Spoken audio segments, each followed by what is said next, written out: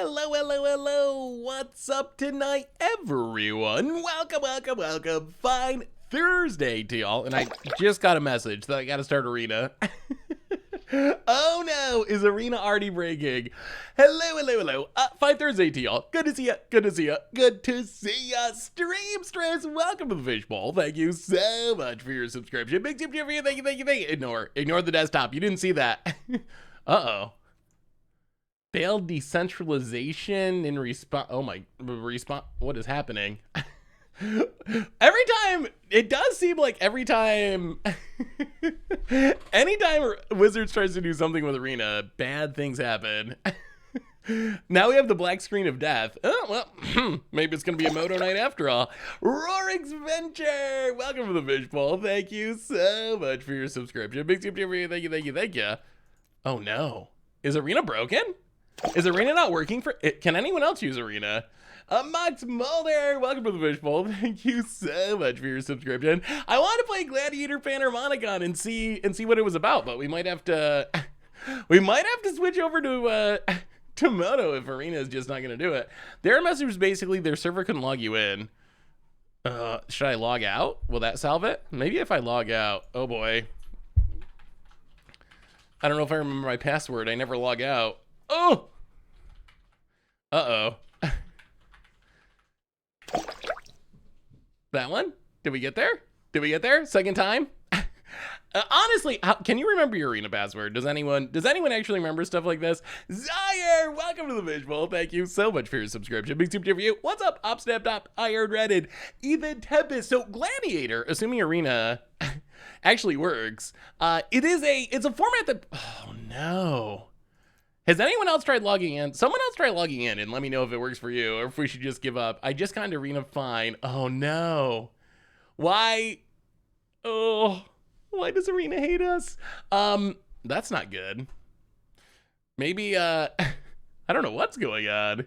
I was just logged in and then it said you need to restart Arena. So I restarted Arena and now we cannot get in. It says all systems are operational. All right, let's just try shutting down. Let's try this. Maybe I clicked the wrong. Okay, don't look at the desktop. Avert your eyes. All right. So how is everyone today? We'll play some Magic in one way or another. Hopefully Arena works and we can try Gladiator, which is a 100-card singleton non-commander format. With, I think the appeal being that you get to play all the banned cards. All the cards that you cannot play in any other format, like Demonic Tutors, Channels, stuff like that. You actually get to play in this format, which is pretty sweet. Oh no. Is this not gonna... Why can we not get in? This is wild. Okay. Uh-oh. Well. Well. Well, maybe Moto it is. Sorry, everyone. I thought I was logged in when we started, and then when the clock came down and the message about having to restart, and now it's doing this. So how is everyone this fine day? Yeah, no natural order for some reason. All right, I keep logging out. I don't know what to do about this. Oh no. So Arena's working for everyone else? That makes me nervous. The only thing about restarting the computer is it's awkward in the middle of a stream because you got to actually take the entire stream down and do all that stuff. I mean, I think I got to be doing the right password because if I do the wrong one, it tells me that it's the wrong password. Working for you, not working for me. Okay, so it's not working for some other people. Well, maybe we'll just switch to Moto then. I guess that's the plan. How do you cheat on Arena? Seems very. I mean, I guess you could rope people so much that they get annoyed and you get banned. That's possible. Well, all right. Guess Moto it is. So much for Gladiator. Well, a lot of other. Okay, thank you for checking, everyone. So at least it's not just me. Well, I guess we're gonna find something to play in Magic Online then. New plan. Let's play some Modern. Oh, I've seen other people having your exact same problem. They got told to restart and now can get back in. I've restarted like so many times though, and it still does not let me in. All right, let's try this one more time. Pioneer, yeah, it'll be Pioneer Modern, unless maybe Arena starts working and decides to let us in. Come on, Arena. Come on, Arena. Come on, Arena. You can do it. I don't really want to shut down the whole computer because it'll probably update because I never update my computer. And then I'll have to restart the entire stream. So restarting the whole computer is awkward in the middle of a stream for sure. Who knows when we'll get back. Well, does anyone have any sweet... Yeah, it's just not going to work. It's just not going to work. Interesting. Okay, so Arena... Boy, Arena has some issues. The good thing about Magic Online, it might look like it's 20 years old, and it might be 20 years old, but it usually works, which is sweet. I do appreciate that it usually is functional. Well, now I gotta find something to play, I guess, if we're switching to Moto. In a folder on Arena, you can find the launcher, start the game. In the folder of Arena, you can find the launcher. Didn't I launch? I'm so confused. There's another way of launching Arena? I'm not sure there's another way to launch. I don't know another way to launch Arena other than the icon. All right, we'll give it one more shot. One more shot. Gathering files.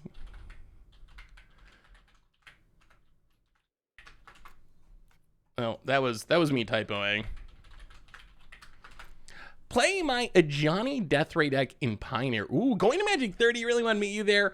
How would someone find you at the event? Well, should be pretty easy to find. Normally, I'm sure we'll mention on social media or something like that where you can find us. But the event shouldn't hopefully be too hard to find people at. Yeah, well, I guess Arena's it's dead to us. It was working not long ago. All right, well, we're not just going to spend the entire stream typing passwords into Arena. That would not be very entertaining. The Arena launcher completely stopped working for me until I started launching the game from the Epic Store for some bizarre reason. Aspiring Spike made a really sweet Hardcast Emrakul deck in Modern. Ooh, Hardcasting Emrakul is definitely fun. I mean, if you ramp hard enough, anything is possible. Yeah, all right, well, no Arena for us. The dream is dead. Let's play this. All right, so try a fresh install. Oh boy. I feel like all this stuff is just so hard to do on stream. All that stuff is probably good at solving Arena's problems, but I'm not sure if I want to do it live on stream. That seems like a not very entertaining stream than like Seth tries to install Arena for a half-hour issue. I think other people are having the issues too. So I guess this means we just got to find something to play in Moto for the time being, since Arena not very good at the moment. So what are we gonna play in Arena? Funnel cake, upsnap top. I mean, the idea is definitely a funny one, Snap Top. So modern decks that are interesting. It's about having luck while spamming login. Yeah, I don't have enough login luck. That's the problem. So what are we gonna play? What are we gonna play in Modern? I was not prepared for a Modern stream. I didn't have a deck ready because I was thinking we were gonna play Gladiator. But so options. There's so Funnel Cake, Opsnap, Opsex. We can try the Funnel Cake deck. No idea how competitive it actually is, but Blood Funnel is a funny card, that's for sure. A very harsh card to build around. The risk is if your creatures die, you kind of lock yourself out of playing Magic, which I guess is a part of the fun. Unseen Spectre, welcome to the Fishbowl. Thank you so much for your subscription. Big tip for you. Thank you. I saw this Power Conduit deck that looked kind of cool. That it's using Power Conduit with a bunch of various sagas and Urza Saga and so forth, and kind of like just like rule shot with a bunch of artifacts. That could be kind of interesting. I don't know, what do you want to play? I got into Arena, no problem. You have to restart later and see if you can. Yeah, I mean, in theory, Arena should just work, but apparently it sounds like some people are just having issues with it, which is normal when Arena has server issues. If you've ever been around when Arena has server issues, which happens fairly regularly, some people it seems to work fine for. Other people, they can't get in, and then eventually they take everything down, and eventually they fix it. But looks like we're on the unlucky list today that's just not going to get in. Do you think that Wizards announces more Command Fest next week? And where would you like to see events being held? I mean, I would love to see more. Well, we can try all right, we're done with Arena. I give up. We've tried it like 10 times. I think that's as much as we can do. Well, let's try the funnel deck. This is a viewer submitted deck. I don't know if we can win a game with it. I don't know if we'll do cool things or just lock ourselves out with Blood Funnel, but we'll give it a shot. I will order the cards and we'll see if Snap Op's Blood Funnel deck. Let's see. I think it's like an Against the Odds episode today. Against the Odds Blood Funnel live on stream. Hopefully it can do some cool things. Blood Funnel scares me. It does. Just because Blood Funnel, if it goes wrong, it goes incredibly wrong. Like, it goes, you literally lock yourself out of playing Magic wrong, which is a very, very special kind of wrong. Yeah, I was hoping to be able to. Have you played it much, Op Snapped Op? Is it a deck that you've actually played with in tournaments or played on Moto? Jeskai Ascendancy. Let me see, Soda Master. Jeskai Ascendancy is fun. We haven't played it in a long time. I think we played it a long time ago. This is the deck you're going to take to Magic 30? Ooh, one cube. Welcome to Visual. Thank you so much for your subscription. Big super for you. Thank you. All right, well, I'm going to change the stream title, I guess. Arena Broken. So modern. With Blood Funnel. Oh, Blood Funnel. I can't believe we've never had a Against the Odds Blood Funnel. That seems like the kind of card that would win Against the Odds. But it never has. I don't know if we've even had it on a poll before. One cube. So we got to do a reminders as we're waiting for these cards. Rebel YouTube this week, find all those streams, including this one in the future. Normal YouTube. Yesterday we taught some Arena players, some Arena Zoomers, about getting locked out of games of Magic on Against Odds. So check that out if you haven't seen it already. Are you reminded that our sponsor today is Card Kingdom? If you need some magical cards, you can get them from cardkingdom.com/MTG If you get a free MTG Goldfish sticker, just let them know you want in your order notes. Otherwise, merch page, tokens, t-shirts, playmats, good way to support the stream of the channel and the site. Donations always appreciated, never required. $2 or more gets your message read on stream.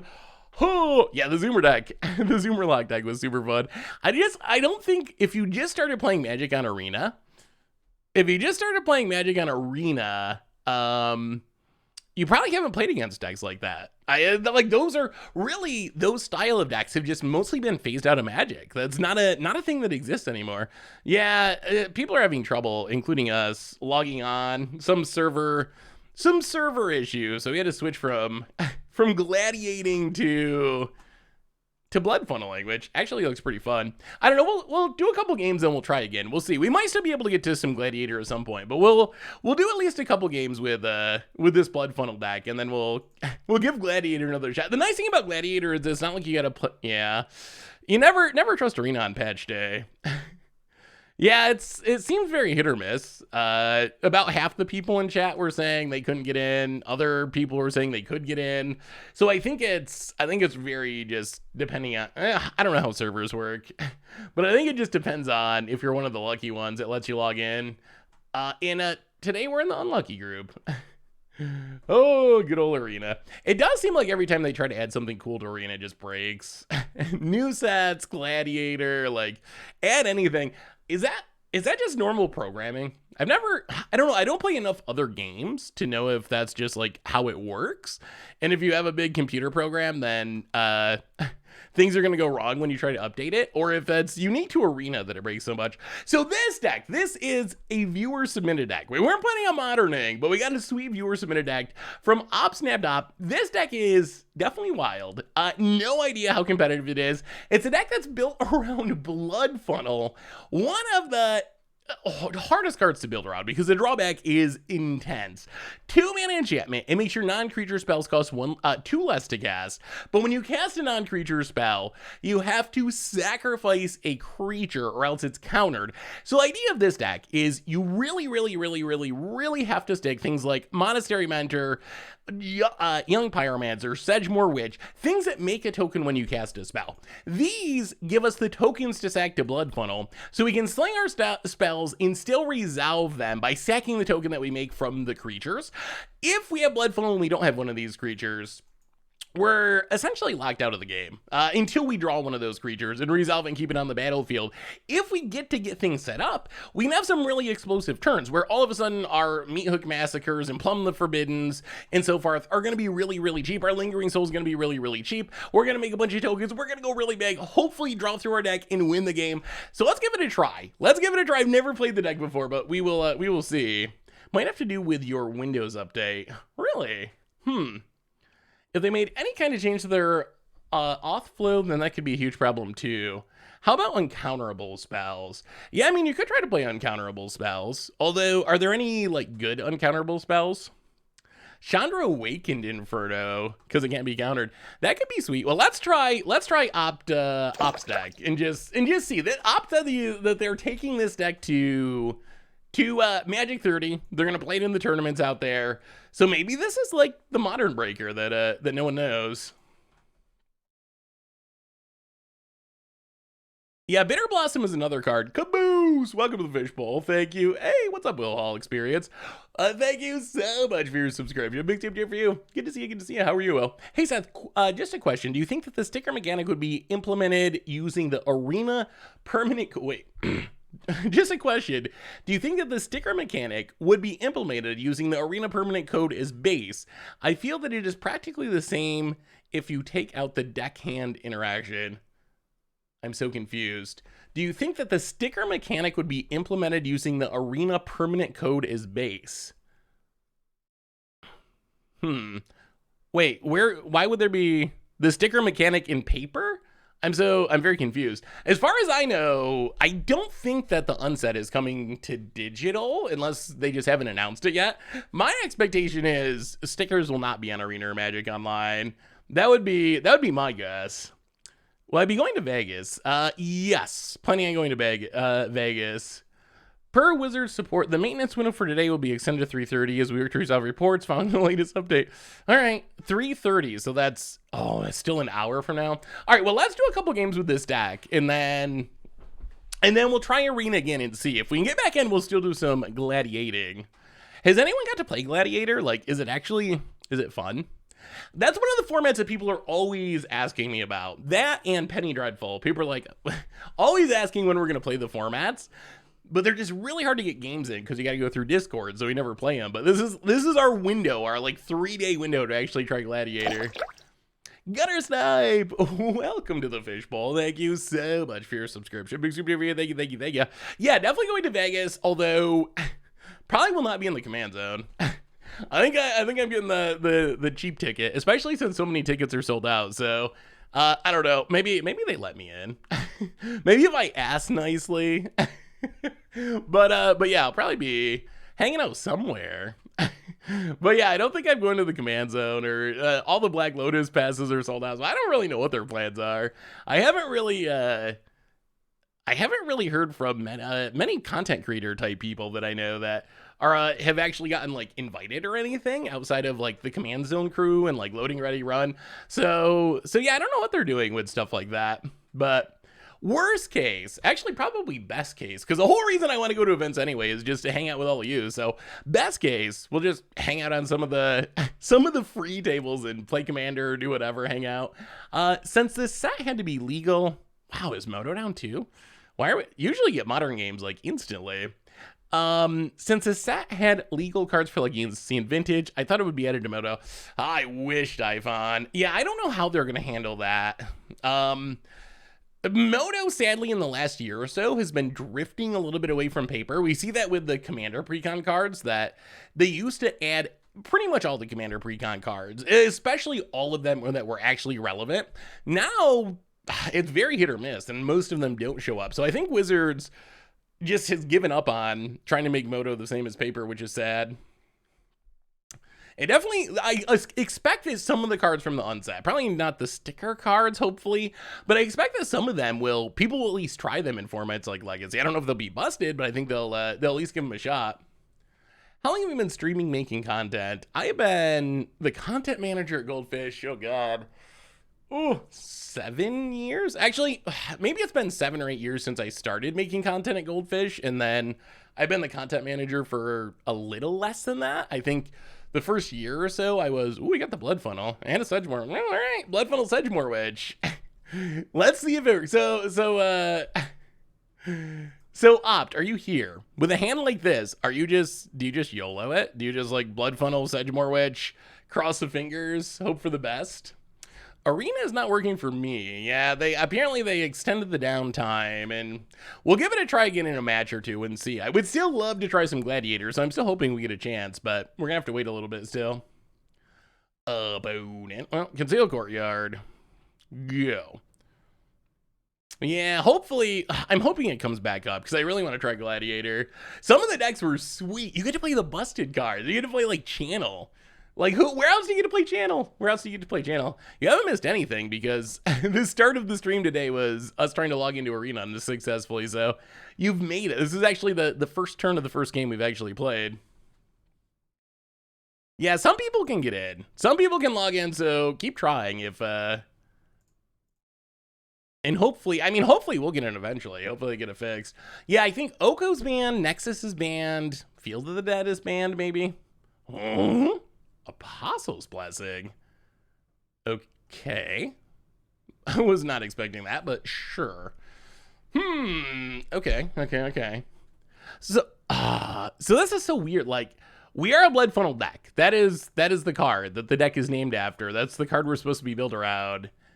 I'm not sure that we run it out, though. Like, do we actually play it? If we play it, and then we play Sedgemoor Witch and they kill Sedgemoor Witch, then we're hard locked, right? Out of playing Magic forever.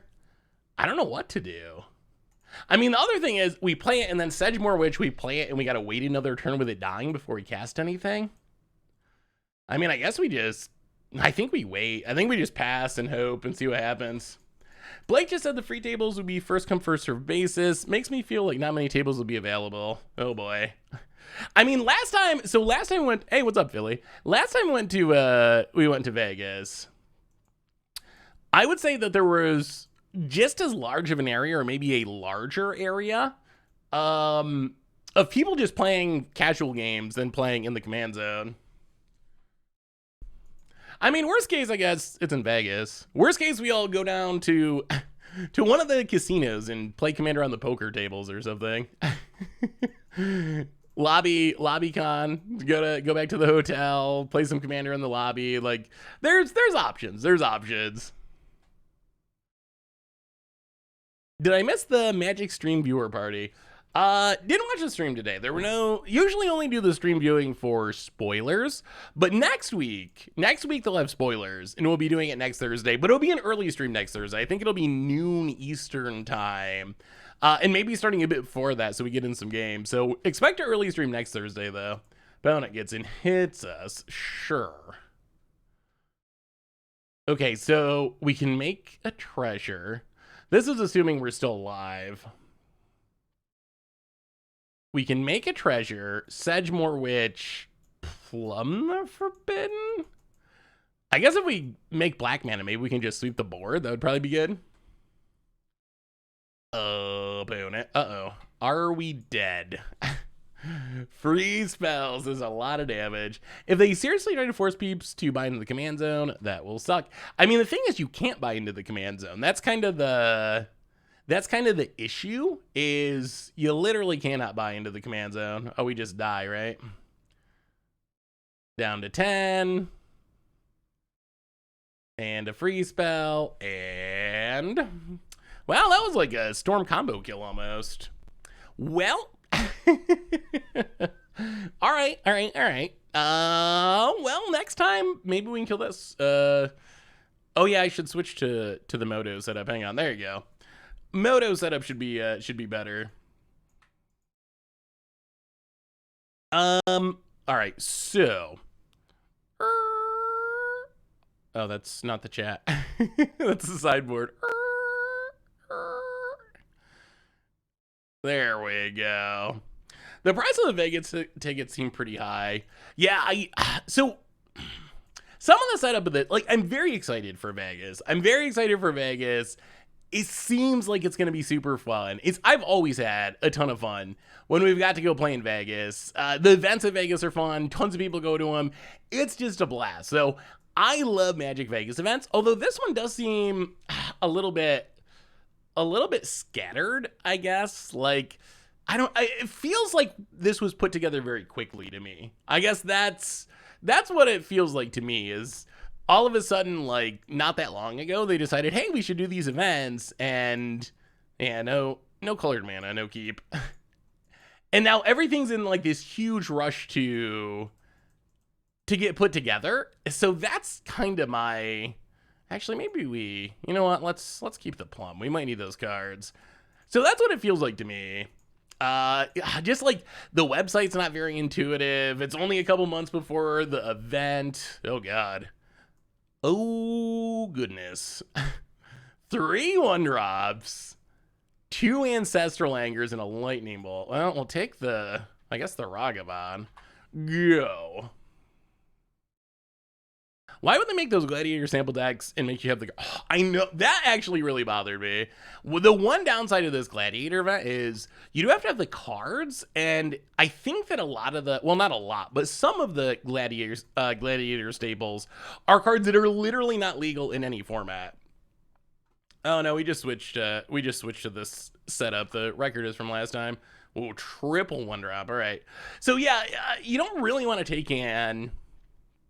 buy a channel just so you can play in this event, or buy a Demonic Tutor, but those are the cards that actually make the format unique. Like, that's the appeal of the format, at least for me, is like, oh, I get to play channel, oh, I get to play Demonic Tutor, I get to play these cards that literally are banned in every other format. But you really can't go out and spend your Mythic Wildcards on a Demonic Tutor. You can't go and spend your Mythic Wildcards on, like, you just can't. So I wish that it was one of those events where they at least gave you the precons that they had set up. Like, you just get these for free. Come check out the format. We'll give you the cards. Better yet, if it was one of those, like, you get all the cards and you can brew decks with it, that would be even more fun. But a bonus. Max is for $1 billion.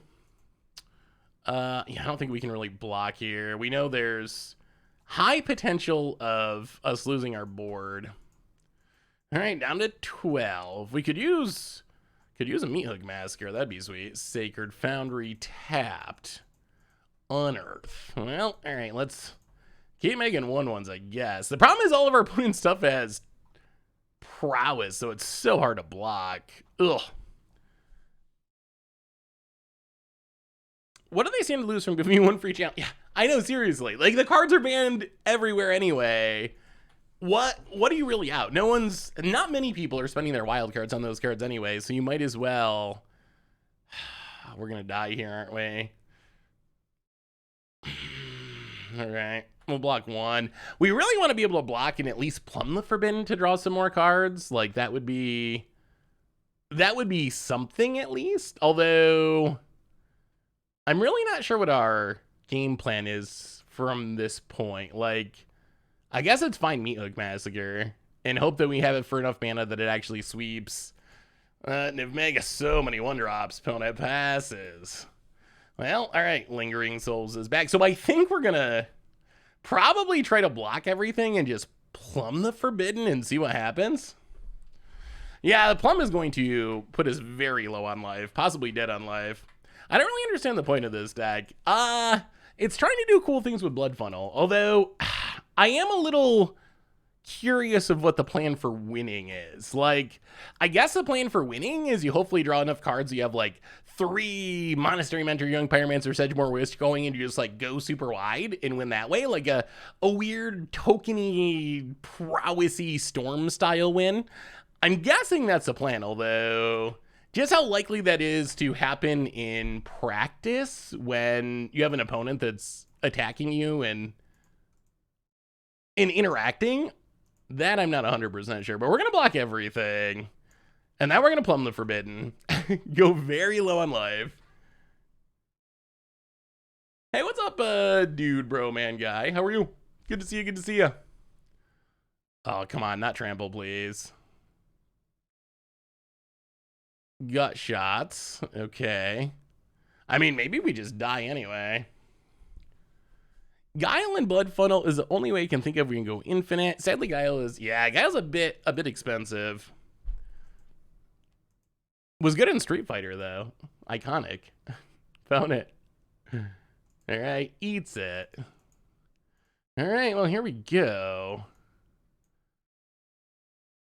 1, 2. I mean, we're going to draw a lot of cards.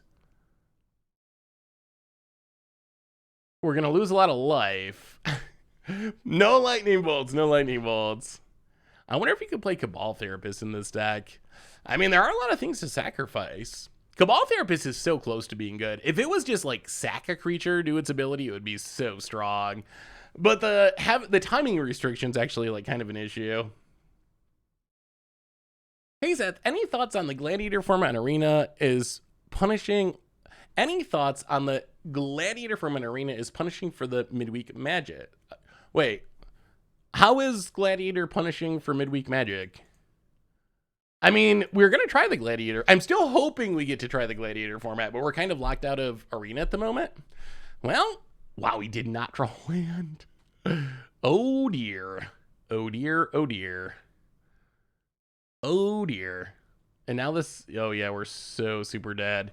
Okay, so.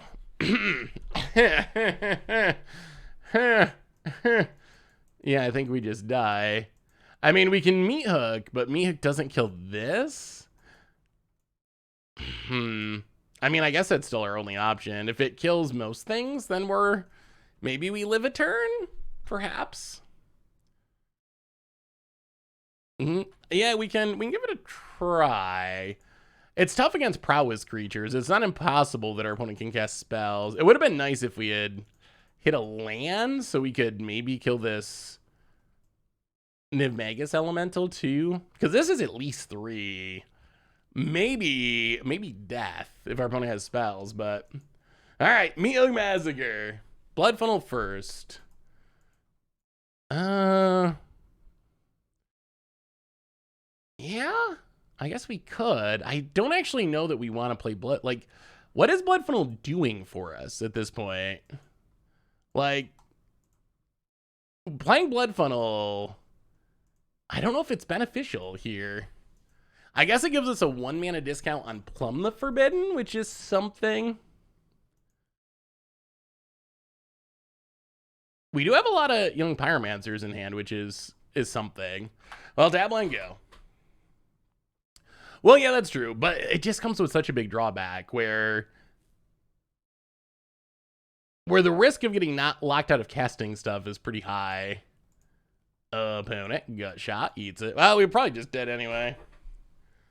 Opponent. There's a single Chandra in the sideboard. There's one. And Lightning Bolt. All right. Well, inauspicious start for Blood Funnel. Ooh, Rafine Weenies. That sounds like, I mean, Rafine's super powerful.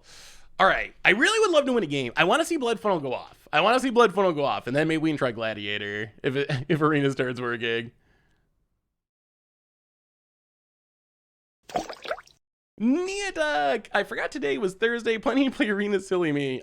I know. Can you not get in either, Neoduck? Some people have said they can get in. I was not able to, unfortunately. Welcome to the Visual. Thank you so much for your subscription. Big super for you. Thank you. Yeah.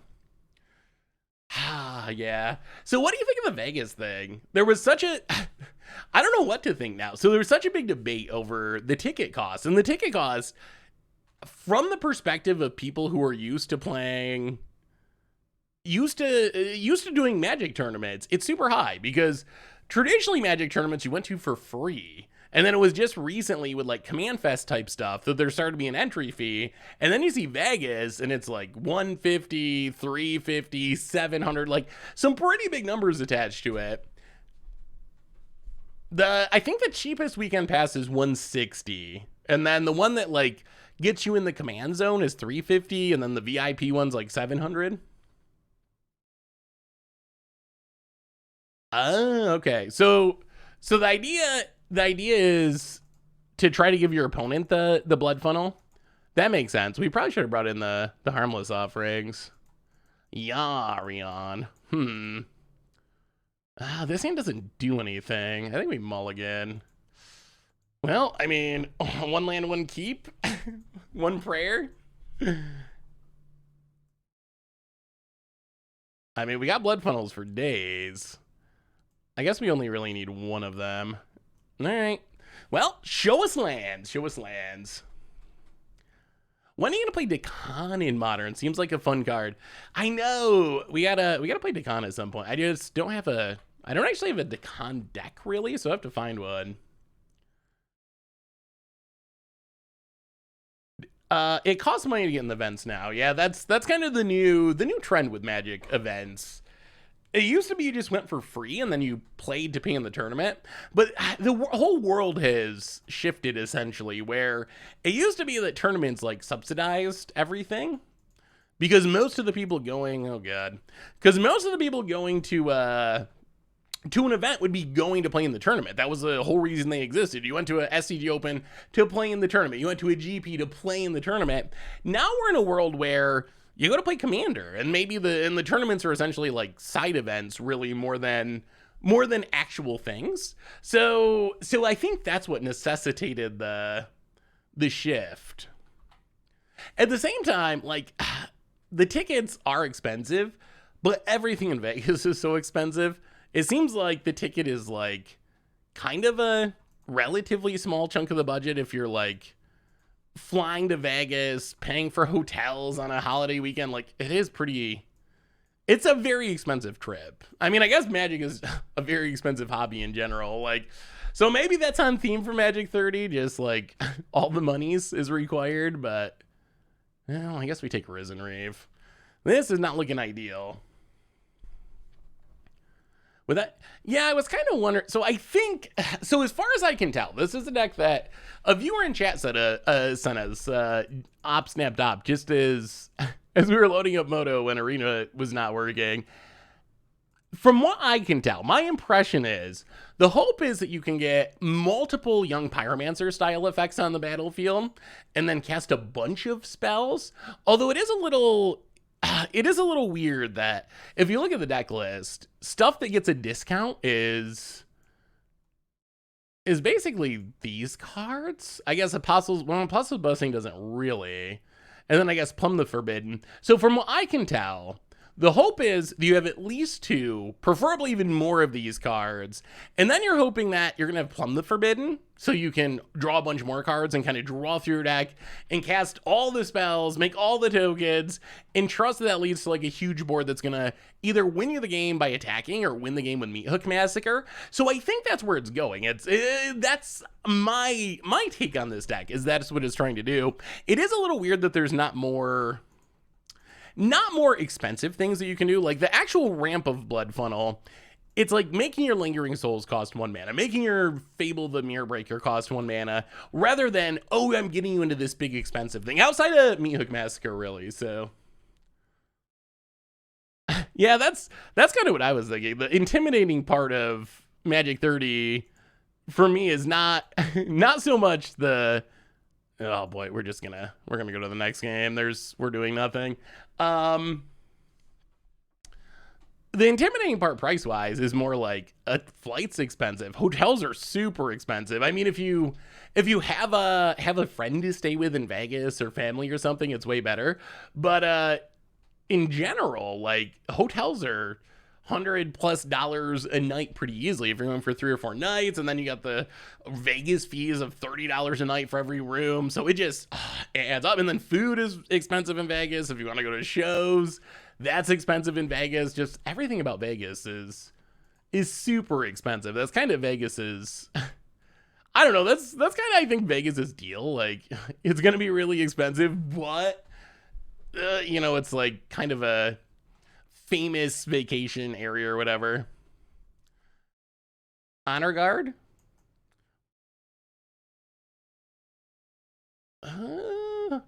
I wonder what we, yeah. I mean, I guess Honor Guard is good. I'm worried about cutting too many combo pieces. I feel like finding enough combo pieces is already a challenge. Because I feel like, am I right, OpSnapOp, that you want essentially at least 2 Young Pyromancers and a Blood Funnel and really a Plumb the Forbidden to kind of go off?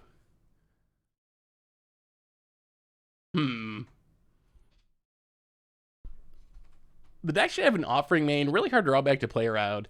Yeah, I mean, if you're not built for it, then Blood Funnel can just get you.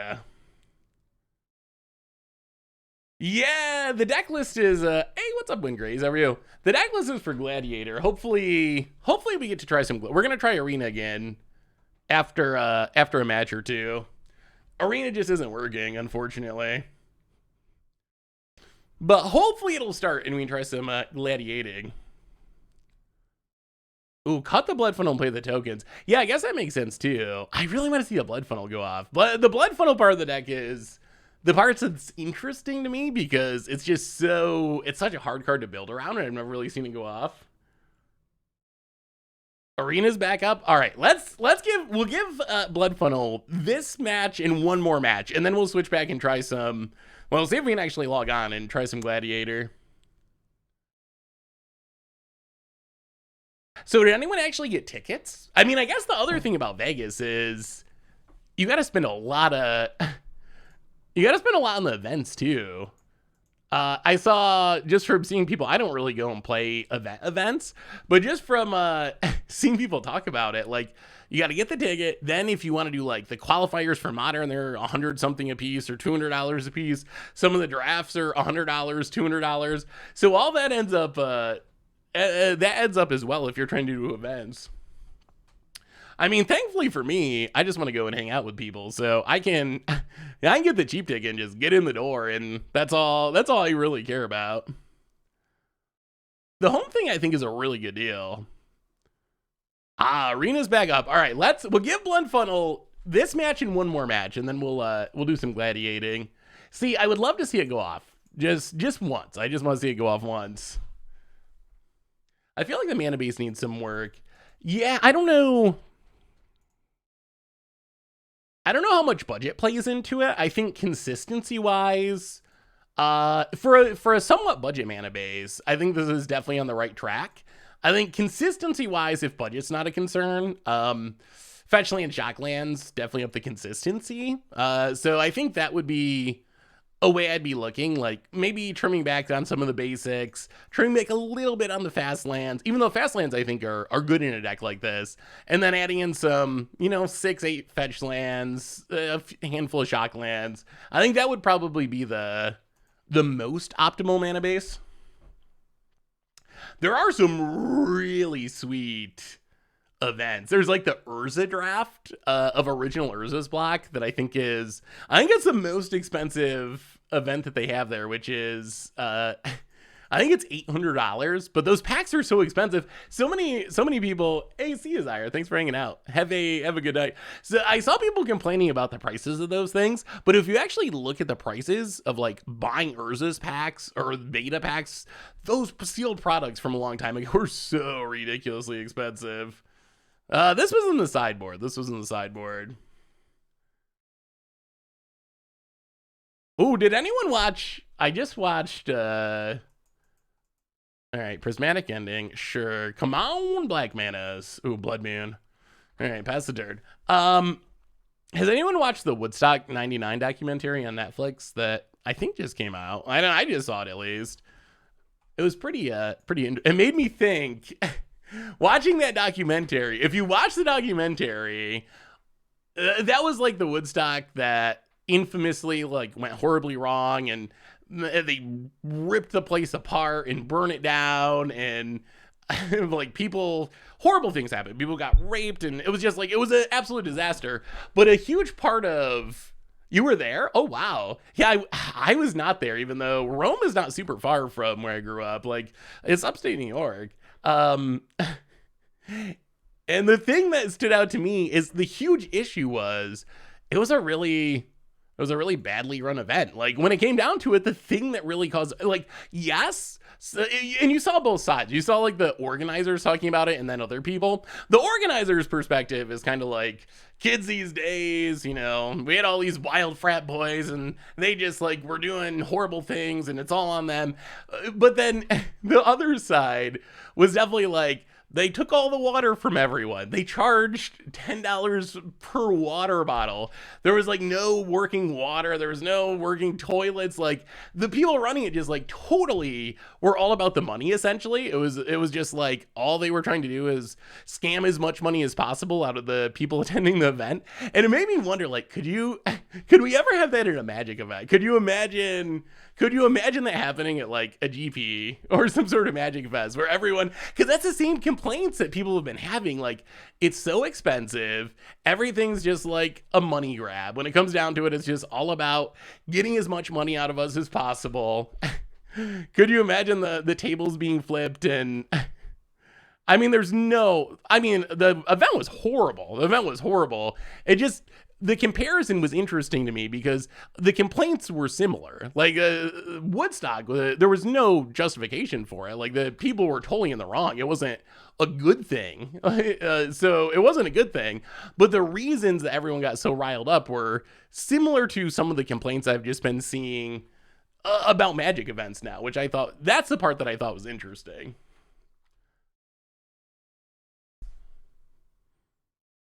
If we had another Magic cruise, it would end with the ship on fire. Yeah. I mean, when it comes down to it, yeah, I think that's absolutely true. That's not the Magic player way. We would whine about it and then buy a booster box. I thought the documentary was pretty interesting though. If you're interested in music and stuff, I think it's a pretty interesting documentary. You get to see some of the bands too, which I think is, oh boy. I think the impact of the bands was really interesting as well. With just like how some of the bands were like trying to calm the crowd down a little bit, and then some of the other bands were, I think, enjoying how riled up the fans were and like kind of egging them on. I would love to draw a swamp here. I would love to draw 2 swamps. Given a all right, so opponent goes infinite. All right, one last chance for Blood Funnel, and then apparently Arena's up, so we're gonna give it one more match, one shot to see Blood Funnel do things, and then we'll consider this deck a cool idea that maybe needs a little work around the edges, but I really like the idea of it. What's the best way to submit a deck list to get your opinion on it? Well, you can stick it in the chat, or you can email it to me. Emailing has upside that I get a hard copy. If you give it to me in the chat during the stream, I'll definitely look at it and give you some feedback. But then it usually gets lost in the abyss. If you email it to me, then I'll have a hard copy of it. All right, we're gonna mulligan. Oh, all right. Well, we got lands. I think that's enough to make this a keep. All right, deck. So we need Blood Funnel and a few Pyromancers. Oh dear, Reanimator, eh? All right, well, sure, your go. Hey Seth, I saw your overwhelming Chalice Arena video, very entertaining. Hey, thank you, Redmond Bacon. I'm glad you liked it. Outdoor Magic event. I wonder if we could have like a Magic event / concert. Maybe you could do it together. MTG, a literal MTG Woodstock. Have stages for bands, have tables for Magic. That'd be kind of sweet if it worked. All right, Fabled Mirror Breaker, go. Yeah, we'll see. We're gonna give this deck this match to see if it'll work, and then we're gonna jump back to Arena and see if we can try Gladiator. Oh, what other? Yeah, you got Mountain Goats, you got Post Malone. There's got to be some other musicians that are sort of associated with Magic, right? Who else? What other bands would work if we could put together a Magic music festival, a hybrid?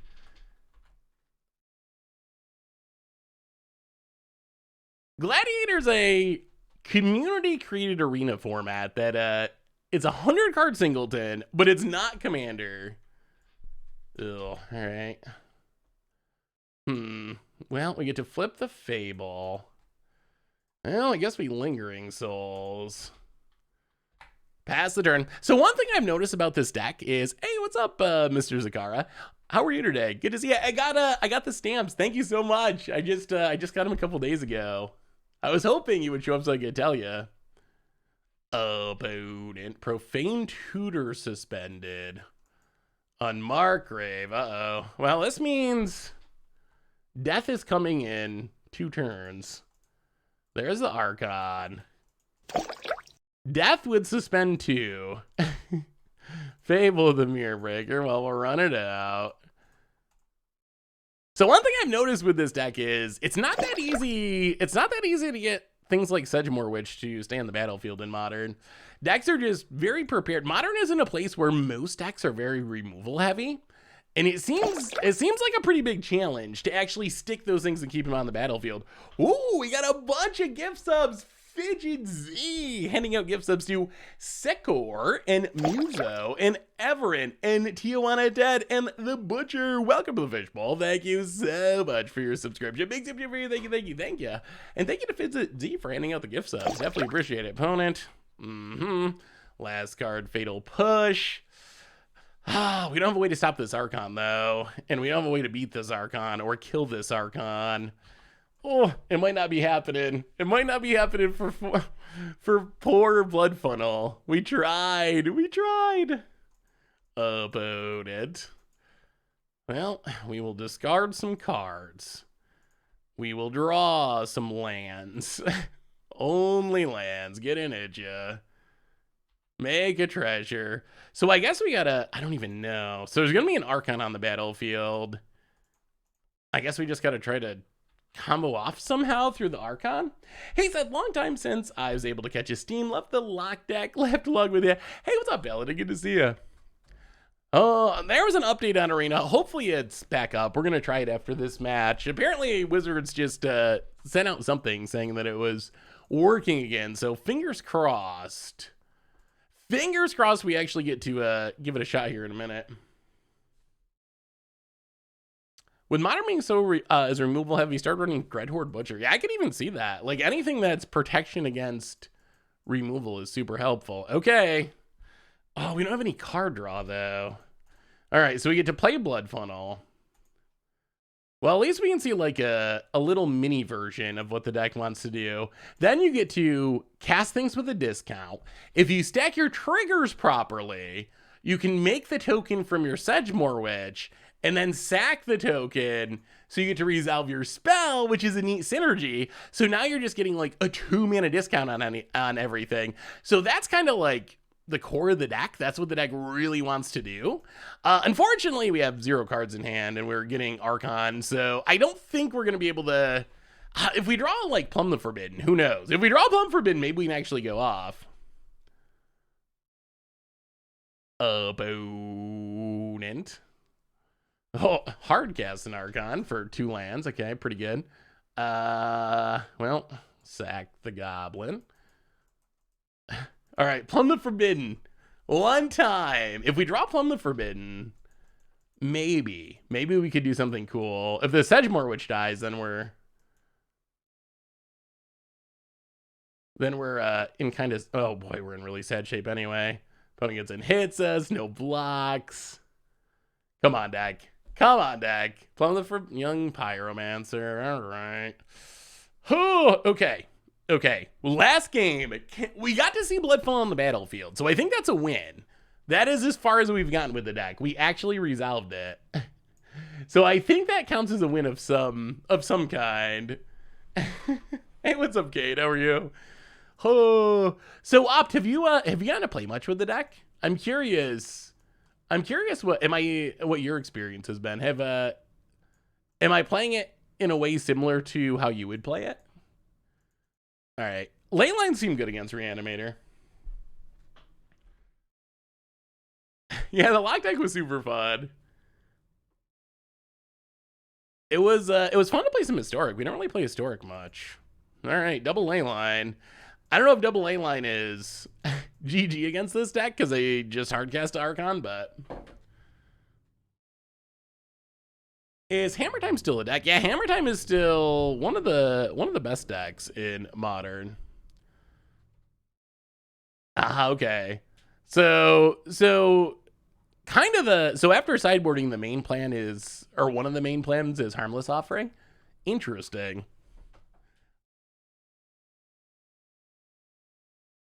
Isn't donating good against Reanimator? Yeah, I mean, I think donating would be pretty decent. Although, this is a Cabal Coffers deck too, so we just saw them hardcasting their Archons, so I think it would be fine. I'd love to see your Legacy Bear deck. My name is Rexel. I'm trying to build a Reaper King deck, but I've only found 3 Scarecrows I like. Should I change? I should just change to Changelings to fill in, I guess. That is the curse of Reaper King. Reaper King is a really powerful card, a really cool card, but it is supported by one of the worst tribes. Like, there's like Scarecrow, I think is kind of good, but other than Scarecrow, there's just like no good Scarecrows. They're so bad. So I think that's why everyone ends up defaulting to just playing Changelings most of the time. Maskwood Nexus is another way to go if you play enough tutors to find it consistently. Although if you don't have it, your Reaper is going to be really bad. But opponent. Well, I mean, I guess we gotta sacrifice the Young Pyromancer. I think we need the black mana. Meathook Massacre. Well, discard those. Okay, well, this isn't the worst. We get in with a Goblin. Opponent takes it.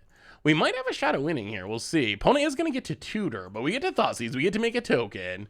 We kind of got black mana from the treasure. Take the Solemn. All right, here we go. Favorite cube combo. Ooh.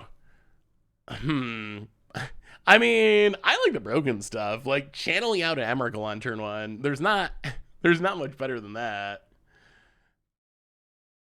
If we ever go back to Lorewound, we may get good Scarecrows again. I would be surprised if we never got more good Scarecrows. Like, one thing that happens as a result of the focus on Commander is any tribe that is janky and under-supported but somewhat liked, it's going to get support. It's going to get support. It's going to happen. There's no way. We'd be making Gladiator content. We're going to play some Gladiator tonight if Arena works. After this match, we were going to play a Gladiator from the start of the stream, but Arena is not loading. So if Arena starts working, we're going to do a bit of gladiating. So as far as making like actual Gladiator content, if Wizards, getting rid of the dam is good. If Wizards took and actually made a permanent queue or something, that would be a possibility. But as it is, kind of the sticking point is just not having easy access to games. So I would be surprised, outside of like tonight's stream, because we got the special event, if we saw too much Gladiator content, just because recording content when you have to like go through Discords and like find random matches, it's just too clunky, unfortunately. But I'm excited to try the event. I've never even gotten a chance to try this is going to be my literal first taste of the entire format because they added this special event. Forward, welcome to the Fishbowl. Thank you so much for your subscription. Big super for you. Thank you. What is the most hipster tribe? Ooh. We gotta win. Okay. That was a pretty good token win. I mean, that was also a ley line. Double ley line did not hurt against the Reanimator deck, but that was a pretty good win. All right, so we're supposed to try Harmless Offering then. We're gonna try Harmless Offering. Maybe we just go down the Meathook's. Meathook's probably not good enough. Fatal Push doesn't do much. Maybe we try a Chandra? Is Chandra actually good? I don't think Fatal Push does anything either. Let's try the Unners. All right, try like that. Hipster tribe. I don't think Soldiers or Rebels, like, they're too good. There's too much history. There's too much history behind them. I think we need... Oh, okay. Well, all right. I mean, that is a Blood Funnel and a Harmless Offering. But how do you... Oh, you got to have the creature on the battlefield to even resolve it? Yeah. That does make the combo a little trickier. Well, Thoughtseize, you. Double Archon, Turok, Profane Tutor. I'll take Profane Tutor past the turn. About it. Oh, we might get a chance. Zubera. Oh, Zubera. Hipster Tribe. Yeah, Zubera's a good pick. Or like, I maybe like some of the really, really bad ones. Oh, maybe we just plum. So these are the weird situations. Do you even play? I don't think we can play Blood Funnel. I think we just cycle plum to try to hit lands. Unicorn. Unicorn's pretty good. You like the fun guy? Yeah, fun guy. I've played multiple fun guy commander decks. They never work out for me, but I do love trying to make them work. Ugh. All right, well, Thoughtseize is okay. Would have preferred a land, but Chandra is the direct opposite of a land. Thoughtseize you. About it. Well, we'll take the Turok. Go. I mean, we're keeping our opponent from doing anything, but we're also keeping ourselves from doing anything. Opponent planes. Uh-oh. Yeah. Oh, well, Op snapped opt. We gave the deck a shot. We gave it a shot. Sadly, it just was not meant to be. The mana base could maybe use a little bit of work. I feel like I don't know. The mana base is not worked out well for us by any stretch. Yeah, I don't know. The deck is a neat idea. Not sure how to actually make it competitive, but it's a fun idea. And Blood Funnel, yeah, we got double vindicated. Opponent's going for the flawless victory. Oh. Jeez. We Thoughtseize our opponent and they had 0 Vindicates in hand. So our opponent has just drawn Vindicates every single turn. Well, yeah, they're just gonna hardcast Archons. They just Vindicate us and then hardcast Archons and then, yeah, I mean, that is it. Well, I guess it's not technically a flawless victory because we have this lane on the battlefield, but opponent's coming close. Oh boy. Yeah, we'll discard a Lingering Souls. Hey, what's up, Doug? How are you? Once our opponent hits a land, the game just ends with Archons. That's not a land. Oh. Well, Opt, I love the idea of the deck. I do. I love the idea. And I think maybe, yeah, here comes Archons. That is death. Yeah, so what do we learn about this deck? It's a really fun against the odds style idea. It's got some cool ideas. I don't know about its ability to actually win too many matches against the top tier of the modern format. I'm sure Opt probably plays it in a maybe better, more experienced way than I did. I know Opt was saying that they like to bring in the harmless offerings a lot and try to do it that way. So maybe there were some things we could have done a little bit different. I would say we got to see the token plan be pretty good. We got to see the tiniest taste of what Blood Funnel wants to do. Honestly, I'm not sure that Blood Funnel is... I'm not convinced that Blood Funnel is actually necessary. I don't know. We didn't get a very good sense of it. I do wonder if Blood Funnel is actually necessary. We had a few times when we could have cast it, but we were like, we can't really cast it because if our creature dies or gets Thoughtseize and we're just locked out of the game. So I don't know. It's definitely a neat idea, Op. Very neat idea. Maybe we'll try to do an Against the Odds sometime that uses it and see. Maybe we can build a Blood Funnel deck and see what we can do with it. Ooh, Spellslinger. What Spellslinger deck are you gonna build, Doug?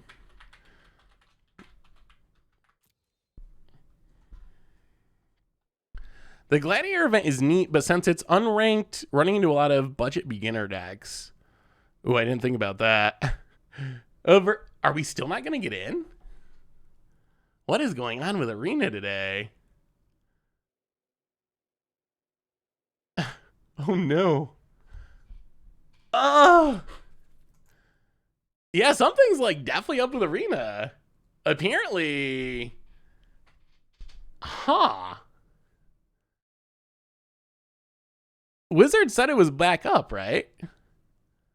Well, maybe we're going back to Moto and playing some more modern since. Run as admin to force patch. Stream it from your phone. Maybe I can try running as admin. Maybe that'll work.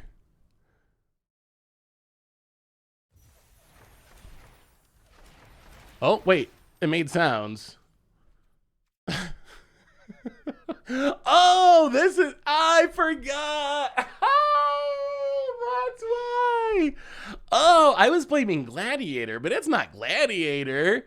That's right. I forgot. Wizards. We didn't even talk about this. I totally spaced on this.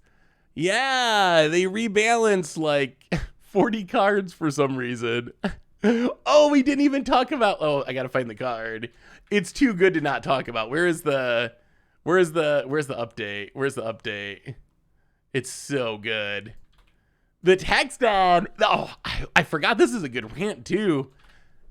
I can't believe I forgot about this. I mean, I guess I forgot because Arena crashed and we weren't able to get into it. So yesterday, if I can find the article, Wizards announced the alchemy rebalancings. They announced the alchemy rebalancing. I'm starting to love alchemy just because I get to laugh at it every time. So they finally, they tried so hard to not do this for some reason. They banned Grinning Angus. That was clearly the problem that was breaking everything. Then they still had the combo decks breaking the format. So they finally said, okay, I guess we got to do something about Kirbetti Rebels, Racketeer Boss, because it is a ridiculously high percentage of the format. It is almost unbeatable. It is the best thing by a huge margin. Burning Bush, welcome to the Fishbowl. Thank you so much for your subscription. Big soup to you. So they changed the mana cost of Kirbetti Rebels. Fine. Then Racketeer Boss. Now it's Texas. Texas is so good. 3-mana 2/3. When Racketeer Boss enters the battlefield, choose up to 2 creatures or planeswalkers in your hand. They perpetually gain. When you cast this spell, create a treasure token, and this spell perpetually loses this ability. They perpetually gain it just until they cast it, and then it perpetually goes away. It's the funniest, least logical wording that I've ever seen. All they wanted to do is be, the next time you cast this creature, you get a treasure token. It's somehow they ended up with 2 perpetualies, giving an ability perpetually and then perpetually taking that ability away as soon as it enters the battlefield. So yeah, so apparently they maybe fixed the alchemy broken combo thing, and then they just like rebalanced a ton of cards in the draft format. Although I will say one of the odd things about this, I think the idea of rebalancing draft formats is really cool, especially for a set like this that is an alchemy set anyway. Although one thing I don't like about it is most of the cards that got rebalanced were the real quote unquote cards. There were cards from the like same as paper part of the set. So now the Arena version of Baldur's Gate, Commander Legends Baldur's Gate, is way less similar to the paper version because like random dragons now have different stats. The random looters now have different mana costs. Some of the, like this one got a huge change. This like has completely different text. Went from instant to sorcery, went from bouncing to putting the card on top of bottom of the library.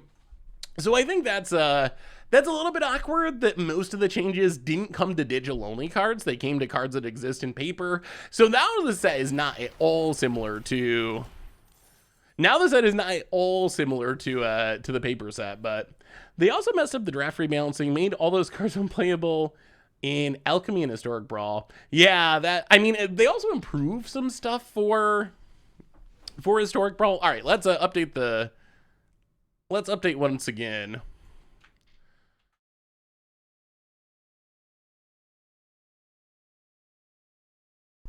The stream title. All right, now we actually get to try some Gladiator.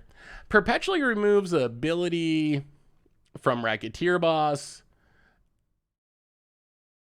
Unplayable is illegal. Wait, what did they make illegal? I'm so confused.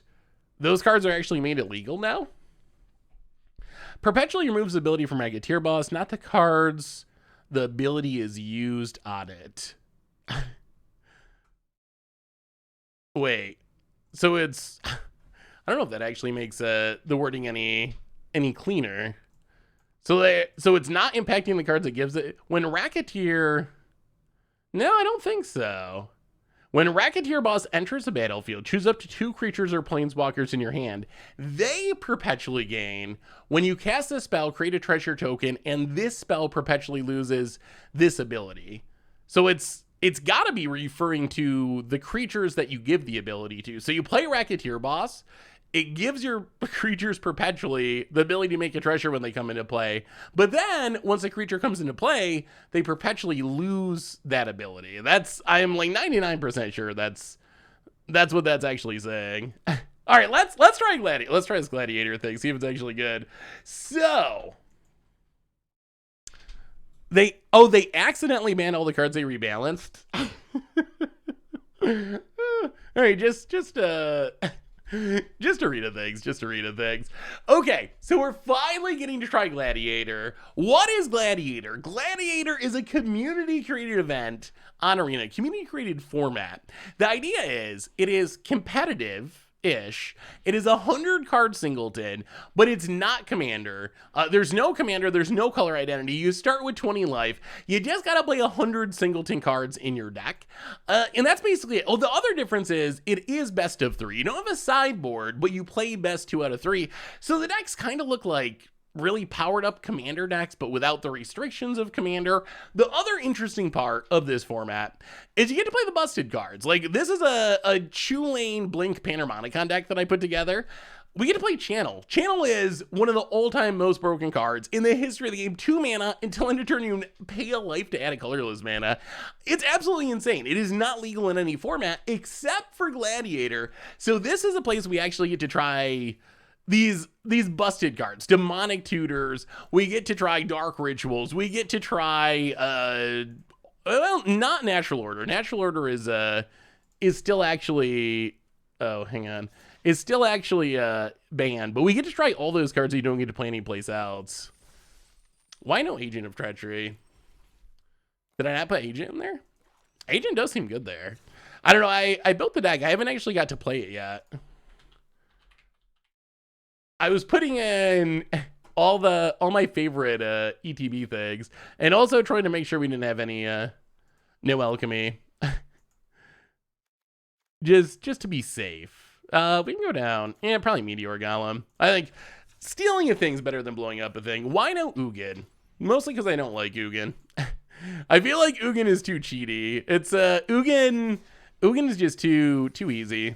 Also, Thassa's Oracle. There's no Thassa's Oracles in the deck because I also don't like winning with Thassa's Oracle.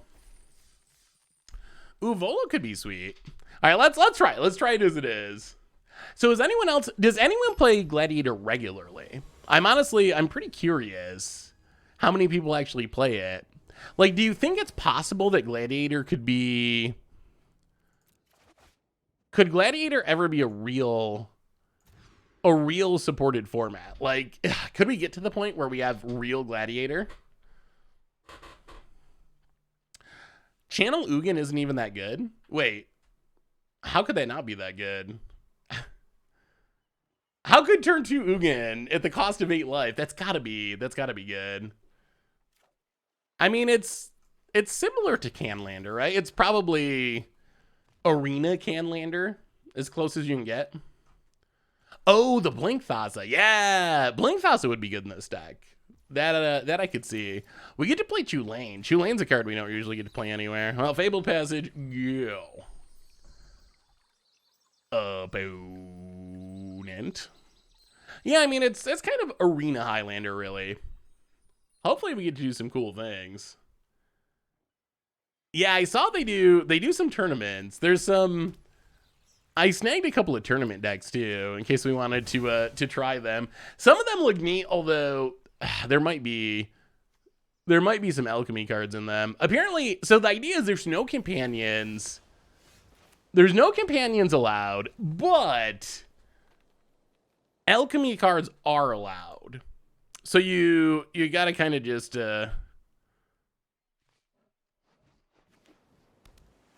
I guess you just gotta accept. Oh no. All right. Can we draw a land? We are arena mode now. We have done it. So we got back into arena somehow. It happened. About it.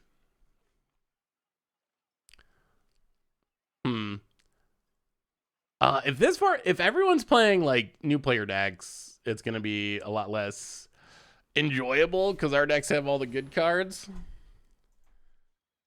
Do you have a fireball to go with channel? So in this deck, there's no channel's just kind of for value. I do have a mono green ramp deck that it doesn't have fireball, but it has a lot of big Eldrazi and stuff. With channel being like kind of the coolest part of the deck. You just ramp. Oh, you just like hopefully turn 2 channel win. But worst case, you just ramp a bunch of hardcast stuff. Oh, I think maybe Arena's working now. Maybe. We finally got in, so it's improving. Oh boy. Oh geez. Do we just concede? Also, rebalance cards aren't on here either. They're pre-con deck lists on the page. It's actually closer to 40. I think. Let me look at the. Oh my goodness. Well, okay. We will discard the hand size. This is not going especially well. Yeah, if you hopefully it'll start working for you. Yeah, we have 40 lands, 34 lands, 6 MDFCs. So we got 40 lands, which honestly seems like more than most people play in this format, just for me looking at decks. I got to channel into Chromatic Ori. Oh yeah, Chromatic Ori is a sweet one with channel because I didn't spend the channel mana on anything. You know what? I think we're just gonna concede. Our opponent is playing at a very, very slow pace, and we have no lands. So let's go to game 2. It's 40 lands. 40 Magic the Gathering land cards. 34 normal lands, and then 6 MDFC lands, so 40. I was asking because the Twitch ad only shows 21 non-MDFC lands. Oh, maybe the specific basics we have or something are throwing it off. But yeah, the actual deck list has a lot more. How good is Shrines in Gladiator? I don't know. This is the first time I've played Gladiator. Looking at the tournament decks, I didn't notice any Shrines. But so you'd have 15 Shrines. I would assume it would work. Like, Shrines is pretty good in Historic Brawl. The difference is you're not going to have a commander. So you're not going to have Goshen Tide of Life's Origins that you have access to every single game. That is a difference. That is a pretty big difference.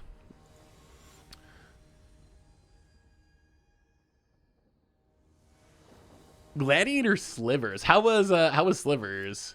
All right, do we play Magic? Okay, this is more like it. We have lands, we got some card draw. This'll do. Oh, land go. I count MDFC as like half land, half a spell, which is 37, which seems sketchy. Oh, yeah, I mean, I consider MDFCs to be lands because they can always be a land if you need them to be. Yeah, our opponent's not the fastest player so far. Yeah, I think Uro's probably fair-ish in this format, just because it's singleton, so you're not going to see it very much. Like, Uro's kind of meh in Commander. Ooh, Guardian Project. All right, let's play that. Guardian Project's pretty good. Whenever we resolve a creature, we get to draw a card. Yeah, I think that it definitely changes. Not having a commander definitely really changes what you're trying to do with the deck. Because in like Brawl or Commander, you really want to focus a lot of the times on building around the card that you have access to every single game. Just like Companions. Remember Companions? Remember Luris or Zerda or whatever? Like, choose a companion. Choose one. How it's very easy to build your deck around the effect of a card when you have access to that card every single game. A lot different in a format like this, because you never know what you're going to have. You can't just build around one single effect. So you see a lot of good stuff piles. You see a lot of synergy decks, I would say, where you're all right, let's draw some cards. Where's our Panharmoicon? All right, land of War.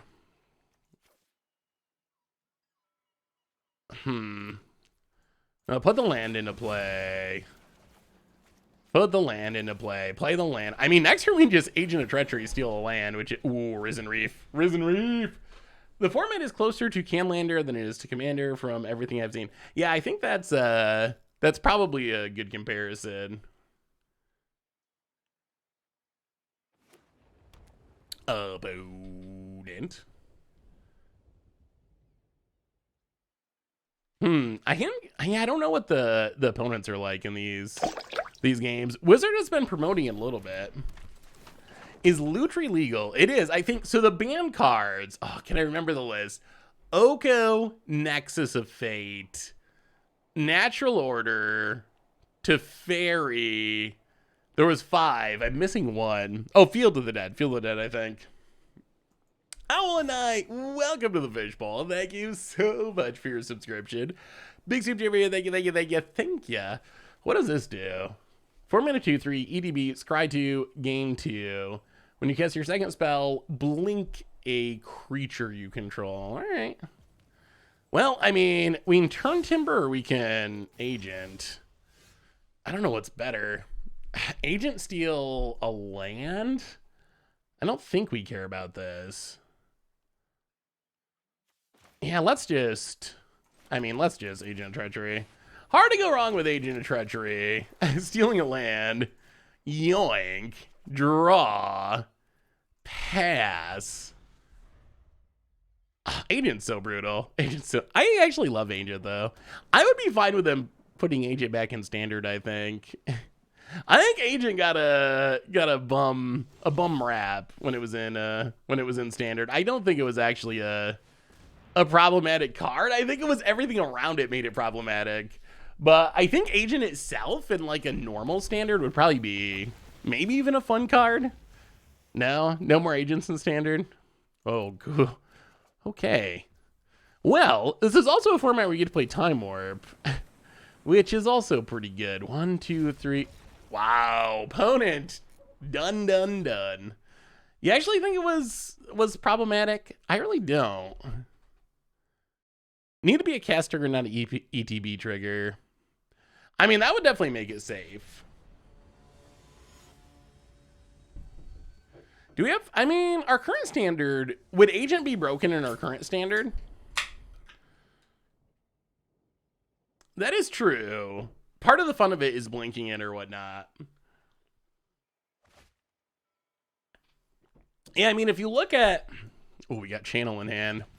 Not that we can do anything with it with this hand, but... All right, green mana. Well, I mean, Blink, ooh, Chulane.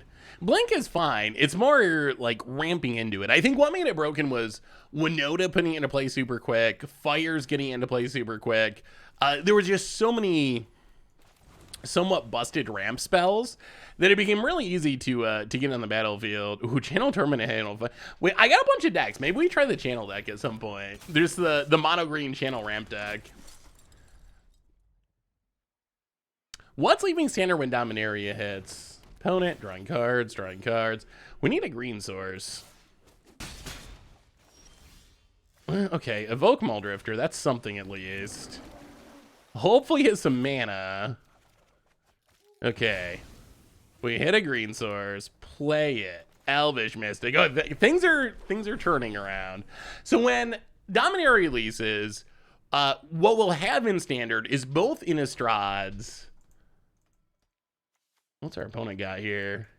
Both Innistrades, Kamigawa, and Streets of New Capenna, along with Dominaria, leaving Zendikar, Strixhaven, Adventures in the Forgotten Realms, and Keldheim. So we're gonna see a pretty big shift, I think. Actually, if you look at the decks that are at the top of Standard, I think we're gonna see a shift for sure. But some of the decks are gonna not have the biggest changes. Like the Esper deck actually is like very much unchanged. Anything with humans, werewolves, those are gonna be sticking around because they're in Innistrad. So like Boros is probably gonna be pretty fine. Some of the white aggro decks with a bunch of humans. You lose Luminarch Aspirant, but you get to keep a lot of stuff. But we're losing some big stuff too. We're losing anything that's involving Goldspan Dragon. Mono green gets kind of wrecked. No Azeka's Chariot anymore. So I think we're going to see a big shift. And I have very high hopes that Dominaria is going to be a strong set. Like, I really think Dominaria is going to be strong. I can't imagine that Wizards goes 30th anniversary, iconic plane, iconic set, and just doesn't, all right, let's Thrag Tusk, and just doesn't really push this set and make it strong. So I think that we're going to see a very good set of cards from Dominaria. Ah, so that's going to be so sweet.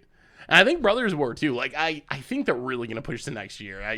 I can't imagine that they do all this stuff and all this hype and it just flops. Plus, the other thing someone brought up to me today that I hadn't thought, I think Phil mentioned it, is with the price increase, with stuff costing more, it's going to look really bad if they bounce prices and then the sets are just like very underpowered.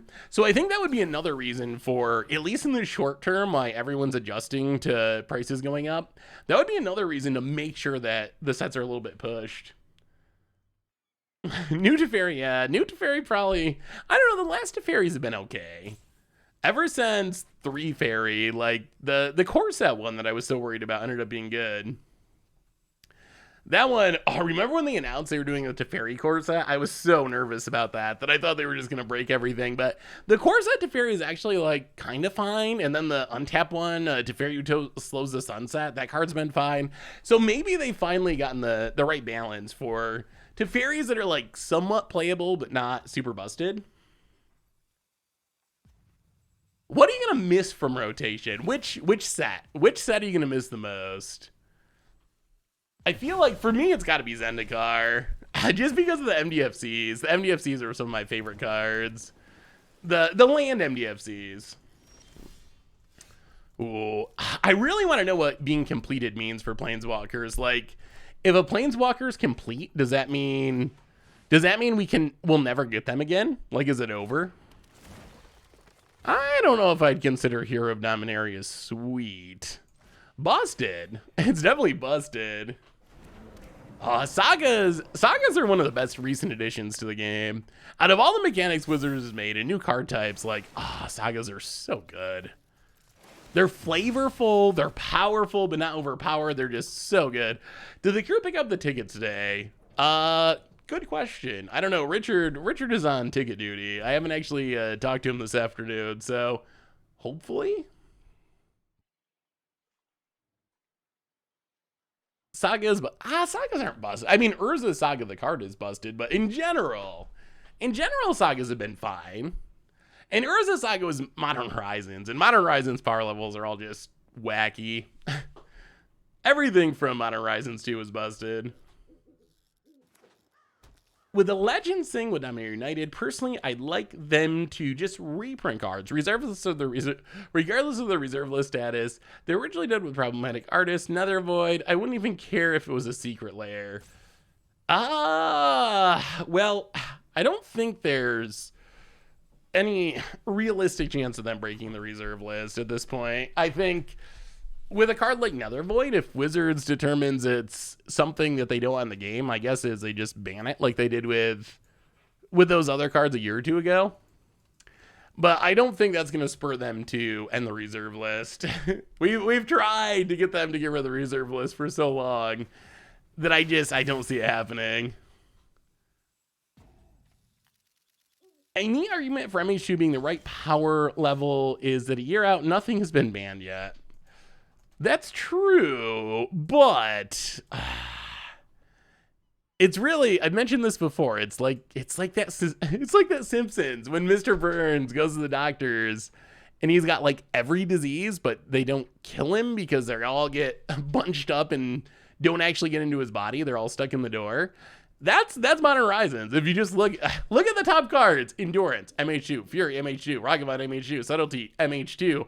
Murktide MH2, Solitude MH2, DRC MH2, and then even the other cards, other than Magus of the Moon, every one of these cards was printed since Eldraine. Like, Ledger Shredder's a new card, Brazen Borrower's a new card, and Magus of the Moon's like a one-of sideboard card that a lot of decks play, so I feel like it's just so We'll play the land. Cultivator. I feel like our opponent has a counter. Yeah, counter that. Counter that, and then let us resolve our Tulane, which is the real payoff. Tulane. Trigger. Oh, Tulane is really good. All right, you're going, opponent. Tulane is so powerful. So yeah, I mean, nothing has been banned, but it has just taken over the format.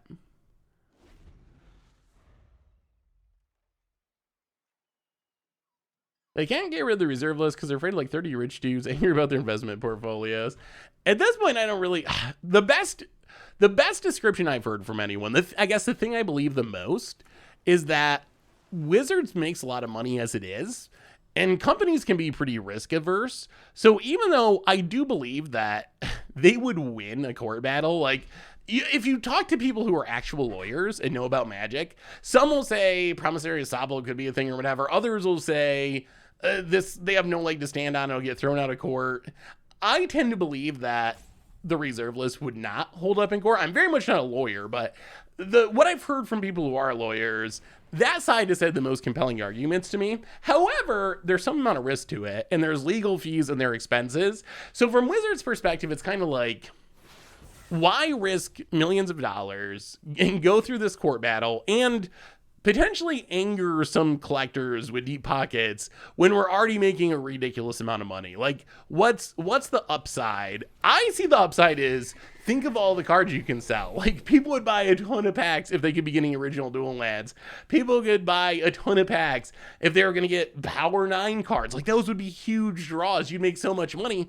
But if you're already making tons of money, like, I guess maybe that's just not that big of an appeal to Wizards at the moment. So I was always under the impression that Wizard isn't allowed to acknowledge the resale market for legal reasons. Basically,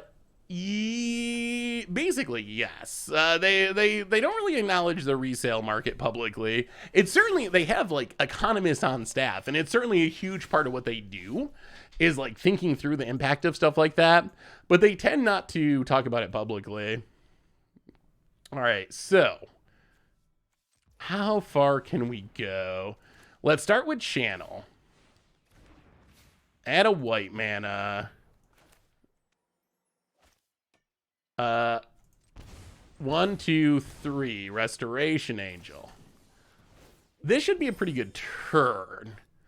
Put a land into play. Draw some card. Oh, this turn's gonna be spectacular. Draw a card. Blink. Yes, please. Can we like storm off here? Draw some cards, gain some life. 1, 2, 3, 4, 5. Karuga. Put a land into play. Draw a million cards. Okay, Charming Prince is good. Charming Prince is good. Agent of Treachery. Charming Prince. Draw a card. Put a land into play. Oh, Creature Storm. Creature Storm. We will blink Karuga, I guess. We might just be milling out here. Overgrown Battlement. Draw a card. Put a Beseju into play. Oh, Semester's End. That's interesting. 1, 2, 3, 4, 5. Agent of actually, let's for Spark Double. Spark Double, Tulane. Put a land into play. Oh, this is so good. Yes. So now we have 2 Tulanes. How much life do we have? I haven't been paying. Down to 14. All right. Gilded Goose. Draw some cards. Put some lands into play.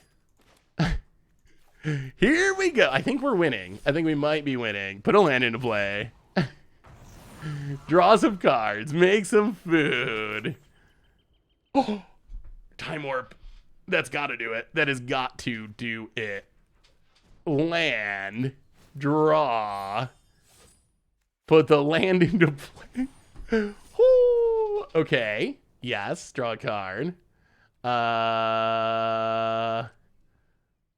Paradise Druid. Draw some cards, put some lands into play. Put some lands into play. We can do this all day, opponent, all day. White mana, Spirited Companion. 56 cards in the deck. Draw some cards. We still got 56 cards. We're good. We're good. Put it into play. Put it into play. Draw some cards. If we Lazal's Acrobatics, do we mill ourselves? Okay, let's think about this. Blue. The problem is I think our opponent just scoops when we do this. Oh, all right. Time Warp. And then Lazal's Acrobatics. We might mill out, but it's so worth it.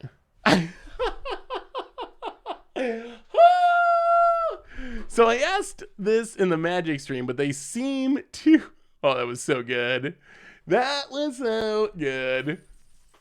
Oh, we almost accidentally cast it. That was almost a disaster. Yeah, Tulane lets you do ridiculous things. Oh, we didn't. We should have looked at our reward card. So I asked this in the Magic stream, but they seem to refuse to acknowledge non-Wizards formats. Do you think that with the release of Gladiator becomes popular, they maybe implement other oddball unique formats like Prismatic? So I think that's a possibility, although it's worth mentioning that this Gladiator thing it's a special event for like 3 days. So I would feel more comfortable thinking that they would actually add more new formats if we saw something like Gladiator become a regular, fully supported format. I don't know why what's the downside? What's the downside of having a Gladiator queue that's up all the time? So I guess the problem is it splits the player base. Is that the problem from Wizards' perspective? Like you divide people up too much? I feel like Arena has to have enough players at this point where we could get away with splitting the player base a little bit and it would still be fine. I mean, it wasn't a problem when it came to Alchemy, where they literally split Standard of all formats. They split the Standard format to put Alchemy on, and Standard is like the least splittable format. So if they can do it for Alchemy, I would assume they could do it for some of these Fringe formats. Is it me, or is Queen Machisa the perfect shell for a Super Friends deck? You get to pillow fort cards, you get board wipes, and best, you get a Red Planeswalker, no stupid Atraxa. Yeah, I think Marchesa seems like a fun one for Super Friends Magikarp. I like that idea. I don't know if I've ever actually seen a Marchesa Super Friends deck, but it seems like a sweet idea. You should play ban card tribal if many are legal. Ooh. We could build a deck with just all the ban cards. That would be doable. 1, 2, 3.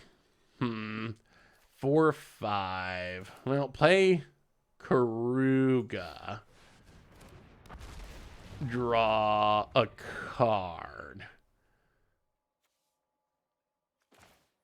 Play the land.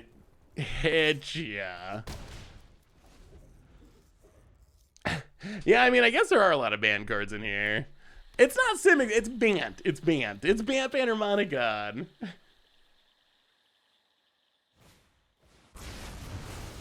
Ooh, Anger of the Gods, eh? That is obnoxious. Well, play the land. Hit ya. We know the farewell's coming in 2 turns. Pass the turn. This game we haven't got to draw any extra cards. Yeah, being Singleton does help with finances a little bit. Although at the same time, like, it also allows you to play cards that are banned in every other format. So the downside financially is like spending money to get Demonic Tutor or whatever. Yeah, there's a handful of cards that are banned in the format. So let's say they did start adding additional formats. What would you like to see added? Is there any other formats that would actually be popular? we're short on green mana. Well, that's not good. Get in, hit ya. Play the land. Get farewelled. I mean, real commander would be awesome. Yeah. Ooh, Elspeth conquers death. Okay. Real commander would be awesome. Although, I don't think we're ever going to get 4-player commander, unfortunately. The only Joe Fish.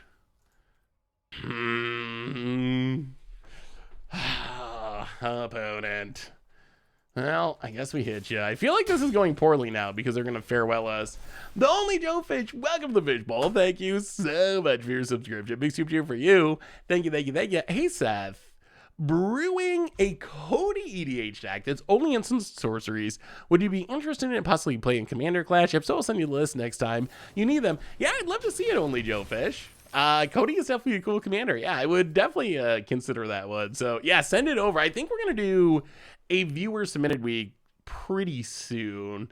Maybe not this episode that's going up tomorrow, but the next one. Put out the call for viewer decks, but it's going to be happening pretty quickly. 4-player brawl. I think the problem isn't commander as much as 4-player. Like, I think that's the sticking point. It's not, oh no, we can't add commander to Arena. It's, oh no, Arena can't support 4-player. Hey Seth, just got home, wanted to stop by and say hello. You're amazing. I hope you're having an awesome day. Appreciate the content you put out. Hey, Affinity Disquirtle. I hope you're having an awesome day too. Thanks for swinging by. Do you think Affinity will make it to Arena? I think there's 0 chance. I don't even know how you would implement stuff like stickers very easily in digital. So we've never had unsets come to digital. Never once in the history of unsets. So I don't think it's going to happen this time. I think here's the best bet. The best bet might be Infinity Horizons, where they take like the non-acorn cards and put them in along with some rebalance versions. Maybe something like that happens on Magic Online where like the non-acorn cards show up in treasure chests or something. I think that's probably the most we can hope for, though. What are stickers? They are quite literally stickers. The new Infinity set, if you haven't seen this yet, it's not coming out till October. You literally get cards that tell you to put stickers on things, and then you have a sticker board of cards that have stickers on them, like Urza's Dark Cannonball.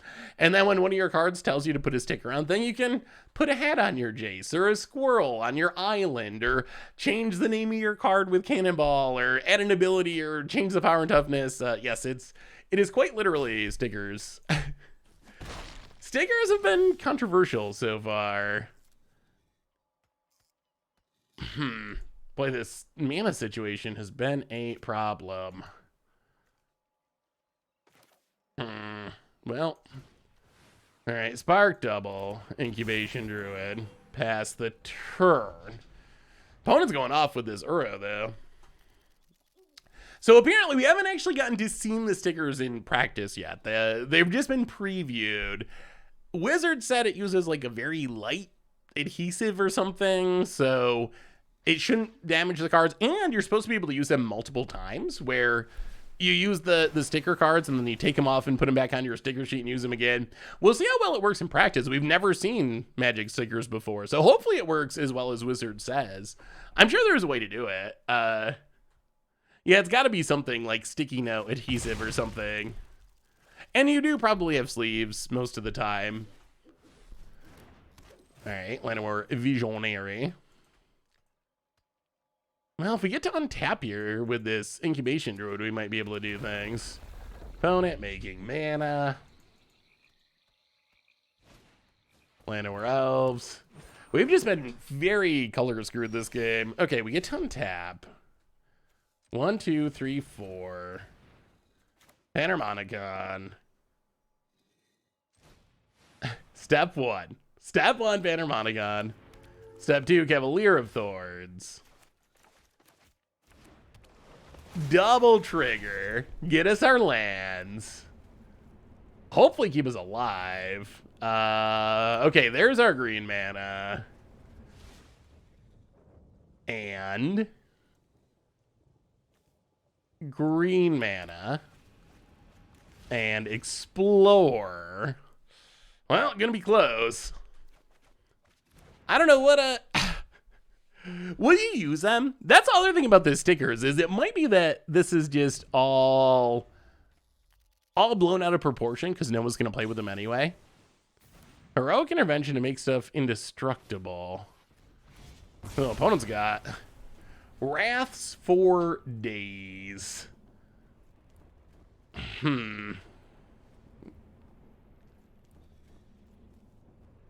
Well, I mean, I guess we Titan of Industry. If we're going to survive, it's probably because of Titan of Industry. Upload. Well, that's kind of a combo. Gets in 6, 7, 8, 9, 10, 11. Going to 1. Bonus scries, makes mana. Hopefully Titan keeps us alive. Opponent hits us down to 1. Thraves. Well, okay, Titan of Industry. Double Trouble Panharmoicon. 4/4 life. 4/4 life. Back up to 11. Your go.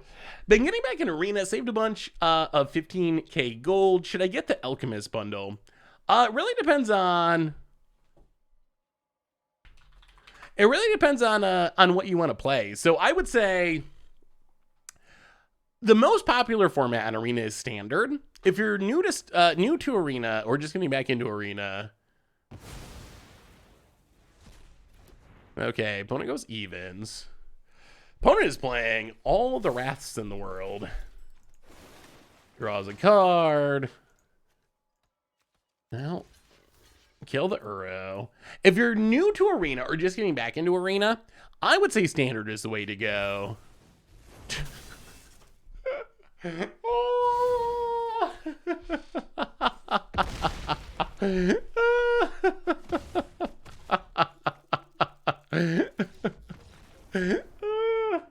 I think our opponent just went through their collection and literally put anything that was a mythic rare into their deck. No synergy required. Just stick it in there. Oh, wow, that was a lot of wraths. Good God. I mean, in our defense, we were color screwed for most of that game, and our opponent has 3 wraths or 4 wraths. Oh, all right, that's a channel. Well, we don't have anything to do with channel yet, but once we get going, channel can do some pretty good things. Tap, lag, go. 5 colors, screw you, yeah. 5 color wrath your board. My current Marchese list is generic, and I'm not in love with it. But, let's Elvish Visionary draw a card. But my Chandra list... Blue man is good. My Chandra list is fun, but I have fun like pumping a bunch of mana into Cragworld Power, copying it with Pyromancer's Goggles. So I'm thinking of moving the Planeswalkers into Marchese deck and making it mono red and a bit more Nihab. Ooh, I like that idea. That sounds fun to me. I think that could work. Well, we might as well attack. If you want to trade your mana for our Visionary, that's fine. I mean, I do think playing a lot of Raz is probably good in this format. Yeah, channel can do some pretty good things. I mean, did you see last game? Last game, channel essentially allowed us to play our deck. Yeah, we were also having authentication issues. That is the Tokyo Plains. They got me. I try not to buy cosmetics because I know they're just frivolous, but I'm kind of a sucker for cool basic lands, and Tokyo lands look really sweet. Opponent. Why'd you play my deck? I was wondering if I could think of any good blood funnel payoffs. I like the idea, Opt. I'm trying to think. Yeah, let's play Paradise Druid. If we can get a little bit more mana going, this channel might be able to go off. Pass the turn. The problem is it only makes colorless mana. That's the issue we have at the moment. Bowerstein, welcome to the Fishbowl. Thank you so much for your subscription. Big super for you. Thank you. So what would I add to Blood Funnel? Maybe moving the Harmless Offering package into the main deck could be worth it. I could also see more rampy stuff. Like, I would be looking for, and I'd probably have to do a search for this, but if I was going to build against odds Blood Funnel, I would probably go through and look for 3 mana, 1 colored mana sorceries in instance that I could get the full value of ramping out of. I think one thing that's a little bit awkward is to have a bunch of spells that don't really get a discount. I do think you probably just need the Force of Wills of the world and whatnot, or the Fatal Pushes of the world and whatnot. Like, you're probably still just gonna have to play those just to hold the deck together. But I would probably look for more 3 mana stuff that I would feel like, okay, casting this for 1 mana is really powerful. I'm really getting a huge benefit out of this ramp. Yeah, I think Thoughtseize and Push, like, they're just necessary to hold the deck together. I think the Unearth is maybe worth it, although I guess maybe you're hoping that creatures die. There's not too many ways to get them in the graveyard. Maybe more card draw. Maybe like Deadly Disputes could be good. 1 mana Deadly Dispute becomes like a free card. It's more card draw. Because one thing I noticed is it felt like we didn't have a lot of velocity a lot of times, where if we had the Plum and we had some tokens, it was really good. But if we didn't have the Plum, we kind of just didn't really get through our deck very much. So I could see like Deadly Dispute or something similar being a really good option.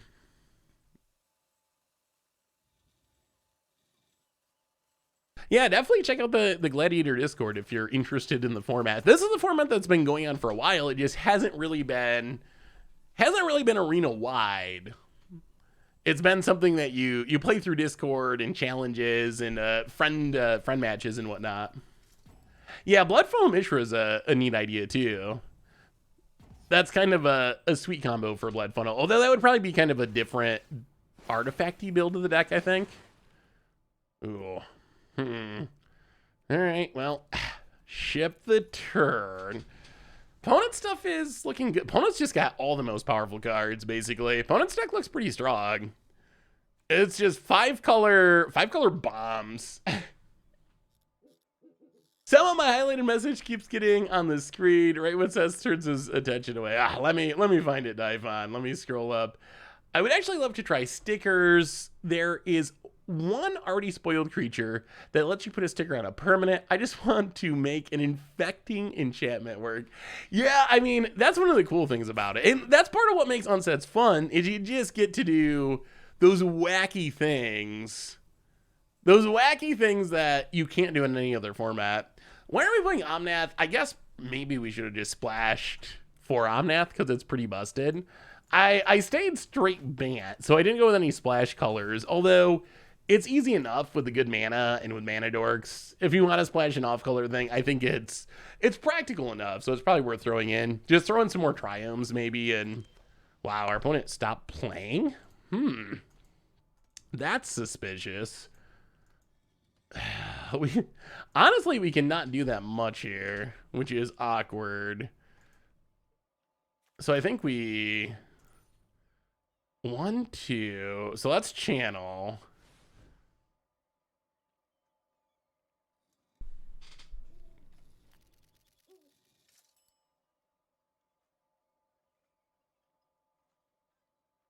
Oh, boo. Our opponent just disappeared.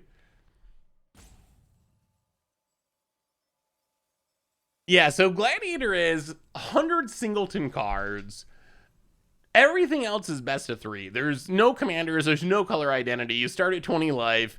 You play 3 games. No sideboard. That's the other difference. The other interesting part of the format is the ban list is essentially almost non-existent. It's only 5 cards. So you get to play the channel that's on the stack right now, for example, which you just don't get to play in any other format. So that's part of what makes it interesting. Ooh, opponent scoops it up. And it's also a tournament format. They do have tournaments for it. I think it's something that would catch on more. Can you use Command Tower? Command Tower is a legal card. However, our reward was a Mastery Orb? Wait. Why did I get rewarded a Mastery Orb? Oh, I see. That was unrelated. Basic Conjuration. All right, let's try a different deck. That's a Bant Panharmoicon deck, but there's more. I want to try. Okay, so chat, give me your vote. Options. Some of these decks are mine. Some of these decks are tournament style decks. So here's the options: Bant Vanifar, Sultai Paradox Engine, Golgari Gitrog Land Shenanigans, Bant Blink we were just playing, Mono Green Channel Ramp, Sultai Madroltha Graveyard, ETB Panharmoicon Shenanigans. Those are the options that we got. So what do you want to see? What do you want to see next?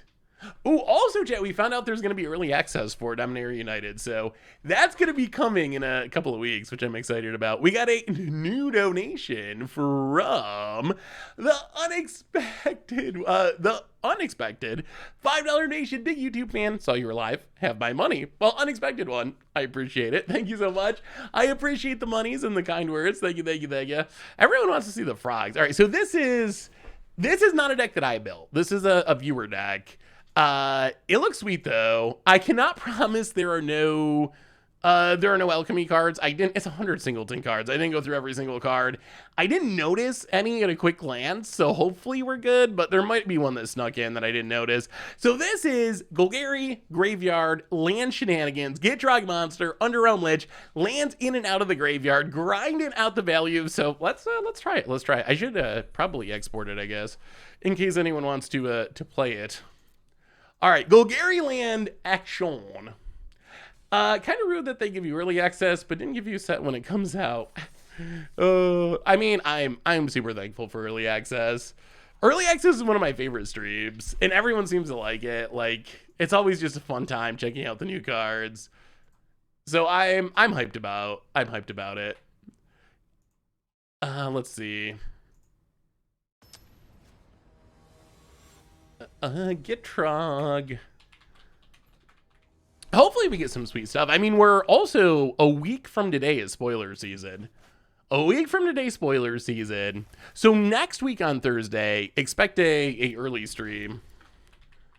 Because I think we'll watch the wizard stuff. We'll play some Magic, watch the wizard stuff, and then I'll do spoiler stuff. Well, let's Inquisition. Mindstorm, Portable Hole, Lorehold Command, Glorybringer. Well, when in doubt, take the ramp, I think. Yeah, early access day is the day that gives you hope for new standard. It's the day that makes you feel like anything's possible. Even when it's not, it makes you feel that way. I'm hyped for Dom and rotation. Oh, my hair's if I actually let my hair down, it's super long. It's like down to the middle of my back, probably. It's been so long since I've actually got it. Logan Cole, welcome to the Fishbowl for the 3rd month. Thank you for your subscription. Big super chat for you. Thank you. Yeah, Dominaria releases the 1st of September on Arena and Moto. A rotation happens at the same time. Oh, we milled our one Gitrog. That's awkward. In this, all right, in that case, let's do this. Let's mill and destroy. Mill, destroy, get our thing back, get a land. I think what we want to do is use this, take Numa to get back Gitrog eventually. Play the very bad Snarl Pest turn. They're releasing the video for Dominaria United right after I have my breast augmentation. Gonna be watching in recovery. Hey, awesome, Mistress Pearls. So next week, that's exciting.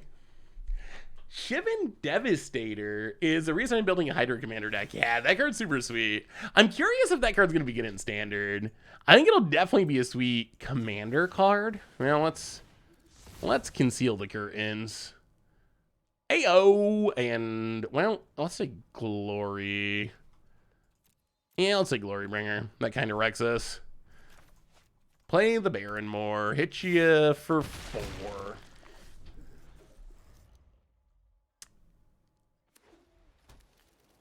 Oh, so remember when we were talking about this shield red leak and wondering if it was real? Someone said, and again, this is still rumors. When it comes to leak, it's all rumors. But someone said they actually knew the person who posted it. They went to their local game store, and it was definitely a fake.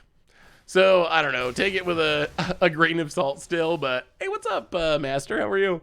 But I'm starting to think that it's more likely that it is fake than real. Well, I'll get some lands. How are you today, Master? Take it with a grain of Phyrexian mana. What would be more useful to get with gold? The standard packs or mythic packs? So if you're just starting off standard packs, in general, the mythic packs are normally used if you've already drafted a lot or already opened a ton of normal packs. What usually happens is you complete all the rares before you complete the mythics. If you get to that point where you've gotten all the rares in the set, that's when the mythic packs are really nice, because then you're guaranteed to get the missing mythics that you don't have, or wild cards. But if you're just trying to build your collection, standard pack's definitely the way to go, because you want the rares and you want all the lower rarity stuff. Narco, welcome to the Fishbowl. Thank you so much for your subscription. Big super for you. Thank you. Thank ya. I want that Gitrog. Psycho Smurf. Gladiator is... Whoa, it whiffed. Oh, dear. Oh, dear. That is the stone whiff. Well, hit the Chandra, I guess. That's awkward. You know what? We're going to play this. We've been waiting trying to get the Gitrog back. We're probably better off just casting Multani at this point. Gitrog, 100-card singleton, non-commander, somewhat competitive format with a really small ban list so you get to play all the busted cards. Almost all the busted cards. Psycho Smurf for the 70th month. Welcome to the Fishbowl. Thank you so much for your subscription. Big super for you. Been mostly bringing Commander and Modern, but I thought of a sweet budget list for Pioneer. I think you'd enjoy it, especially the jank 9 lives is a primary combo piece. Ooh, I do like 9 lives stacks. Ooh, 9 lives Madcap Experience. That's interesting. So 9 lives prevents the damage from Madcap Experiment, lets you get a Bolas's Citadel. And then Bolas's Citadel hopefully lets you play everything because you gain a bunch of life. That's a neat idea, Psycho Smurf. That's actually not something I've seen anyone do before. And Bolas's Citadel is a cool card. I like it. Well, opponent's gonna get frisky with the tokens. Jamady, welcome to the Fishbowl. First time sub. Thank you so much for your subscription. Big super for you. Thank you. Well, Multani time. It's a big one. All right, kill Chandra. Hit our opponent. If Cavalier dies, we get back Gitrog anyway. Hey Seth, what do you think of my Solemnity Broodmoth list? Ooh. Broodmoth is such a sweet card too. Deadly Dispute, 9 life Solemnity. So yeah, Solemnity Broodmoth is definitely fun. So you can sack stuff, it comes back forever essentially. I like it. I wonder if like I guess Defiant Salvager is good. I was gonna say a Woe Strider effect, but I guess Woe Strider, Defiant Salvager kind of fills that same role. I could see adding actual Woe Strider as well to like scry through the deck to find the other pieces. But yeah, that definitely looks fun. If you can get everything set up, it should be a really spectacular kill.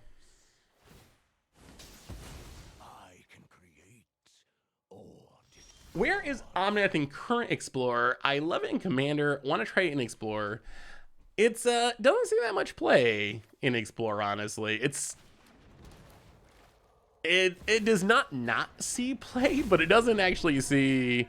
It sees a little play, but it's definitely not a staple, I would say, in Explorer. Kill on that, yeah. Cube constructed with high variance. Yeah, that's not a bad description of a format like this.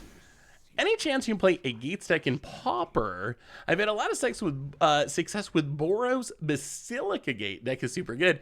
Yeah, I wanted to play some Pauper Gates. That was on my... Oh, an opponent scoops it up. That was on my to-do list. And then I just got distracted by other things like Modern and Explorer and the anthologies. But maybe we'll get a chance to try it before Dominaria comes out. Because I'm sure once Dominaria comes out, we're going to be playing like a ton of new Standard and some Modern and Pioneer. But I love the idea of the gates. And Basilisk Gate seems like a really good finisher for a deck like this, so yeah, we'll have to give it a go. Ooh, get Dragon in hand. Fake card. Well, at least out of all the fake cards, Forsaken Crossroads, I actually like this design. I know it's alchemy and we don't usually play alchemy, but Forsaken Crossroads I think is something I would like to see Wizards do more of in Magic, which is have cards that help the person who is on the draw. Cards that are, you don't want to break it and make it so it's like super beneficial to be on the draw, but cards that make it a little bit better if you happen to be the person who doesn't get to go first, because the person who goes first has such a big advantage. So even though Forsaken Crossroads, I know it's an alchemy card, doesn't exist in paper, all that stuff, I actually really like that aspect of it. Grizzly Salvage, looking for lands, Tag the Woodland Cemetery, pass the turn. Do you think that Boyle could be a good 4-color hate card? Boyle, blow up all islands. Wait, how? Oh, against like the money pile style decks? Maybe. I think they have a lot of, I'd have to look. We can look at a mana base. How many islands are you actually hitting? I mean, so a lot of the triomes are islands, a decent amount of the duels. Possibly. One of the issues is they have Ren that can get lands back. You won't hit all the lands. I've even seen some of the money pile decks or 4-color Yorion decks. Some of them even play Blood Moon, which is kind of wild. You would not expect those decks to be able to play Blood Moon. Now let's Root of Wisdom mill some cards. Grab a land. Evolving Wilds. Go. Is Blood Moon just better? As a hate card? Probably. I think... boy. They both have different strengths and weaknesses. Blood Moon, I think, messes with more stuff, but it has to stay on the battlefield. Boyle is probably going to hit slightly less stuff, but if you resolve it at the right time, it just gets rid of the lands permanently. Evolving Wilds. Ooh, I got to play Celestial Kieran for Commander Clash today. Celestial Kieran is actually kind of a sweet commander. It was unpopular commanders. But Kieran, I was surprised to find it on the list, honestly. Remember playing it in Modern a while ago? Oh yeah, I think Boyle, like, if you want to build around it and do some janky combo stuff, it's super sweet. If you want to try to turn your opponent's land into islands, do Spreading Seas combo or something. Huh. Well, I guess we're winding. Yeah, let's just winding way. Keep on digging. Grab some. Grab no lands. Okay, that's fine. We didn't actually want to land.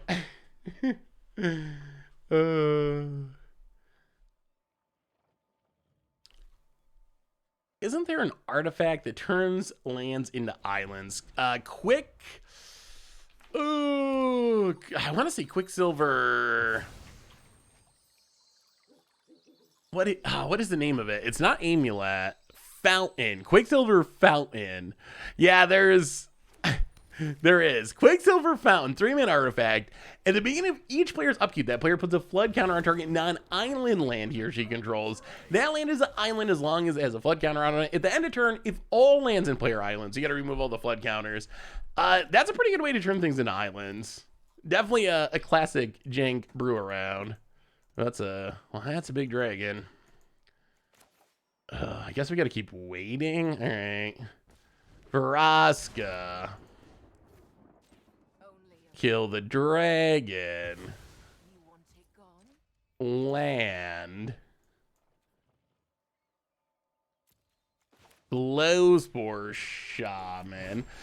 Yeah, that's one of the reasons I love Mirrodin. Mirrodin's always been one of my favorite sets. And a big reason why is there's a lot of just like janky artifacts. Have you talked about the 30th anniversary merch? It's weird that the shirts and hats only have pictures of the city on them. Oh, I haven't even seen it. Do you have a link? Let me see if I can look it up. I haven't seen I saw the playmats. Wait, is it this merch?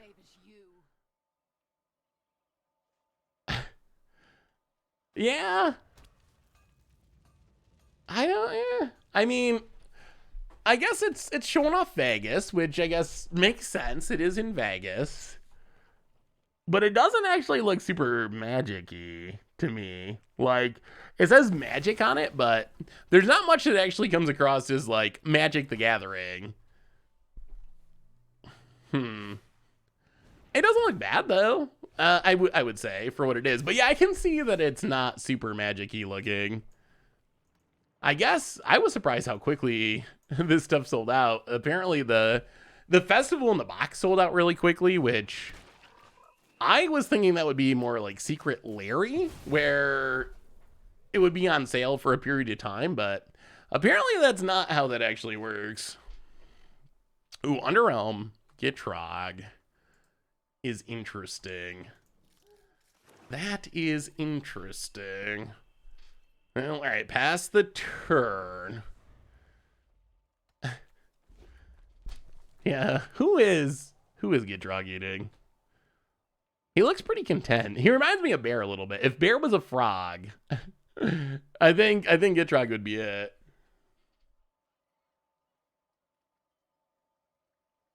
Gitrog's definitely a fun card to build around for sure. March. Oh, Exile. Oh, okay. That's not great. Down to third. Oh, we are going to do cool things too. Well, we'll play Multani. Play the land. Grow Multani. Pass. Oh, I want to do Gitrog stuff. Yeah, we're going to go pseudo infinite.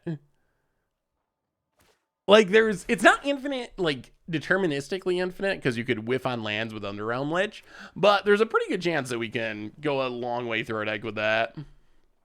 Gladiator's a new format that they just added. Can we get anything good from our graveyard?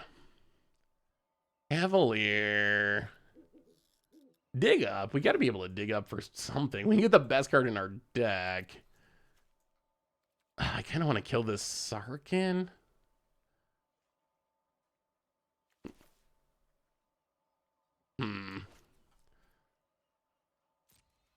Yeah, kill Sarkin, I think. I will consume you. All right, Sarkin down. Underrealm Lich. Into the north. Get the Faceless Haven. Go.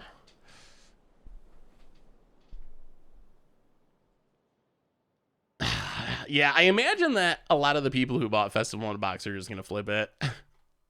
It looked like good value to me, considering how much the booster box is worth. I don't know. I definitely think, like, on one hand, considering the cost of Vegas and how expensive everything is, the ticket price, like, didn't jar me too much.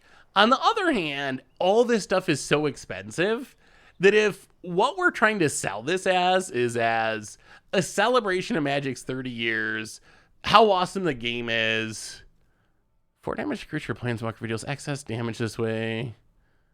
Well, okay. Indestructible it. Opponent. If it's supposed to be a celebration of the community, it would be nice if events were super cheap. Like, it definitely doesn't come across like this is a super cheap event that's just for a thank you for 30 awesome years of Magic. That's kind of what I was hoping Magic 30 was going to be, but it actually doesn't seem. It's celebrating 30 years of profit. It is. This isn't a criticism of it because, like, I guess it kind of is, but it's gonna be super fun. I'm super hyped about Vegas, but I can see why people are a little bit upset about how expensive everything is, because it sounds like 30 awesome years together. Like, could you imagine if you were married to someone for 30 years and you show up to your anniversary party and hand them a bill for like 10 grand when they were expecting a ring or I don't know, some sort of nice anniversary present, and they're like, actually, you owe me a bunch of money. Like, it's gonna be $2,500, honey. All right, let's, I guess, kill the flyer. Yeah, I mean, that is true. It is capitalism being capitalism. Regrowth. I think we just take... Oh, it's got to be Shigeki. Shigeki gets back everything. How risky is attacking? Not that risky. We'll be fine. We're definitely not about to die. Hit ya. Oh, the beta draft is going to be super fun. They did a beta draft last time. I want to say last time I was in Vegas for an event, and it was super cool. It was super fun. I mean, we weren't in it, obviously, but we were watching it, and it was really hype to see the old packs open, and everyone was so excited. And I don't know, is anyone gonna try to play in the qualifiers? You said you're playing, right? Snap Op. We'll definitely be rooting for anyone in the Goldfish crew. Anyone who's trying to qualify. If there's anything I can do to help, let me know, because it would be super sweet if someone from the fishbowl was beta drafting. Oh, did we play 2 matches? Really? We won 2? Oh, we won 1. All right, one more, and then we'll switch.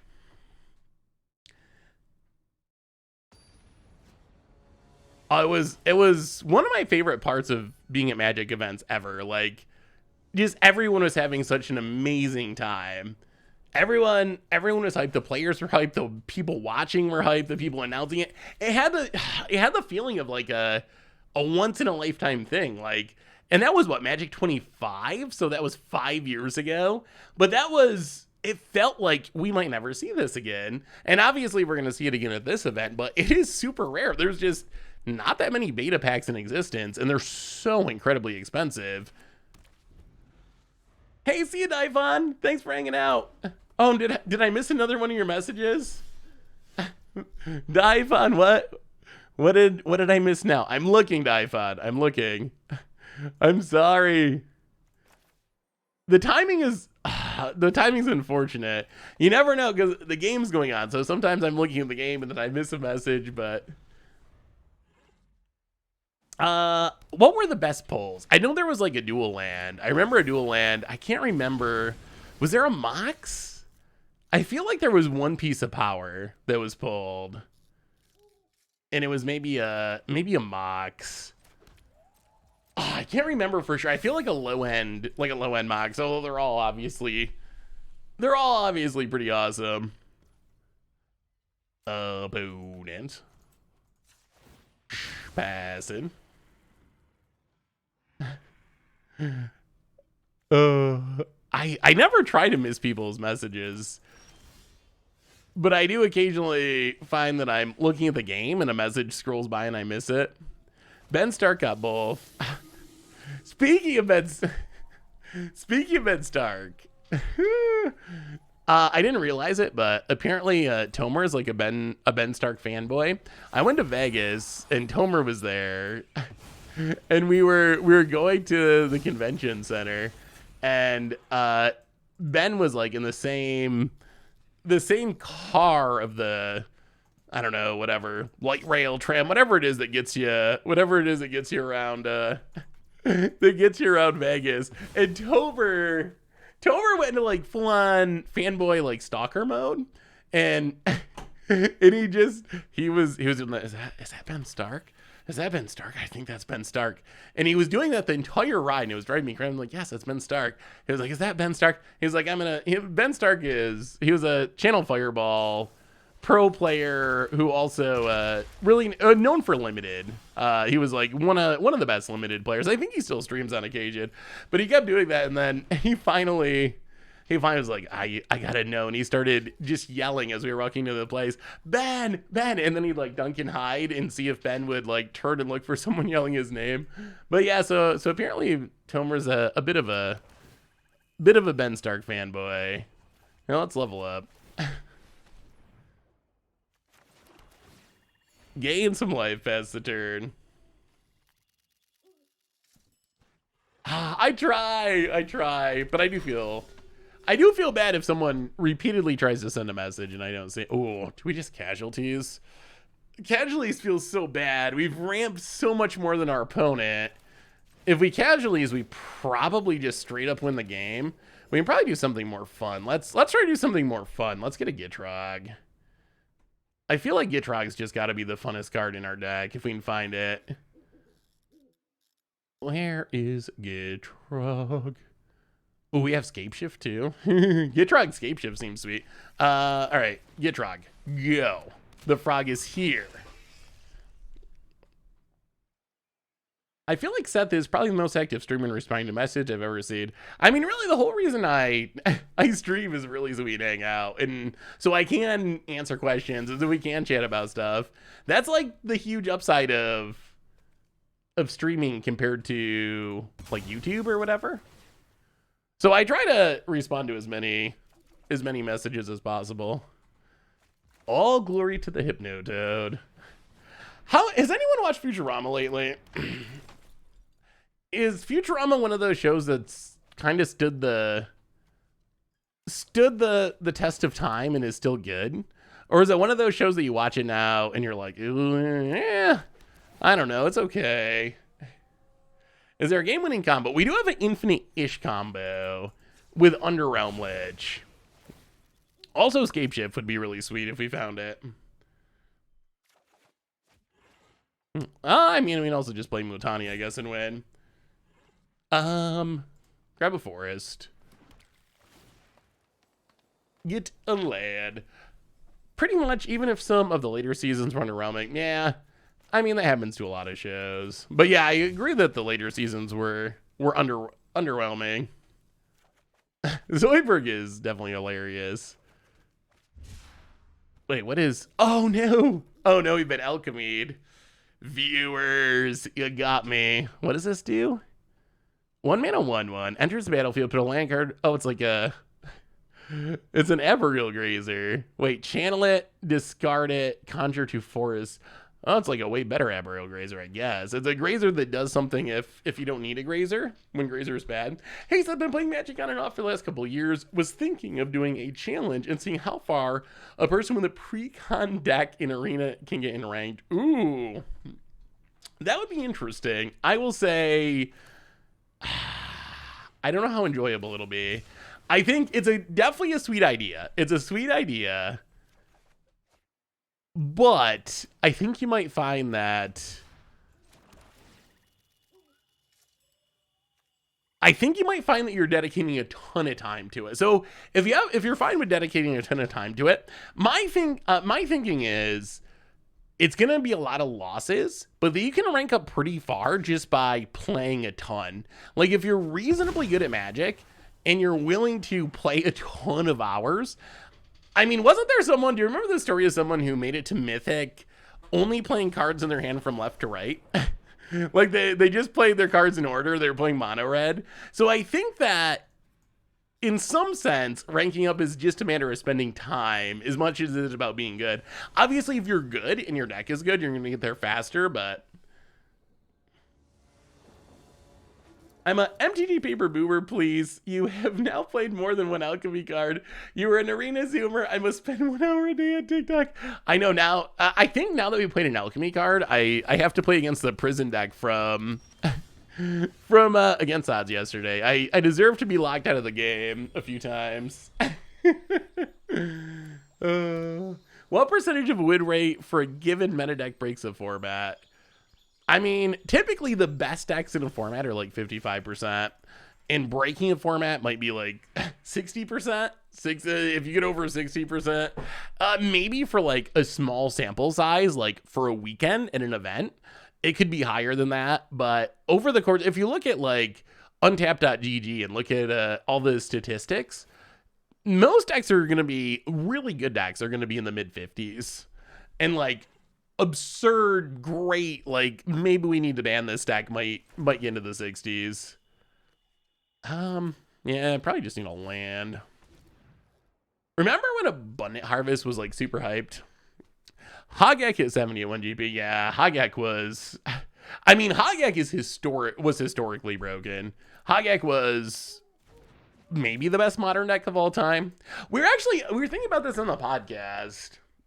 Hogak would still be busted, right? We were thinking about old ban cards when we were debating the best card in modern. Hogak would still be over the top, I think. I feel like Hogak would still be really, really good. I was surprised there was one person in the comments of the video yesterday that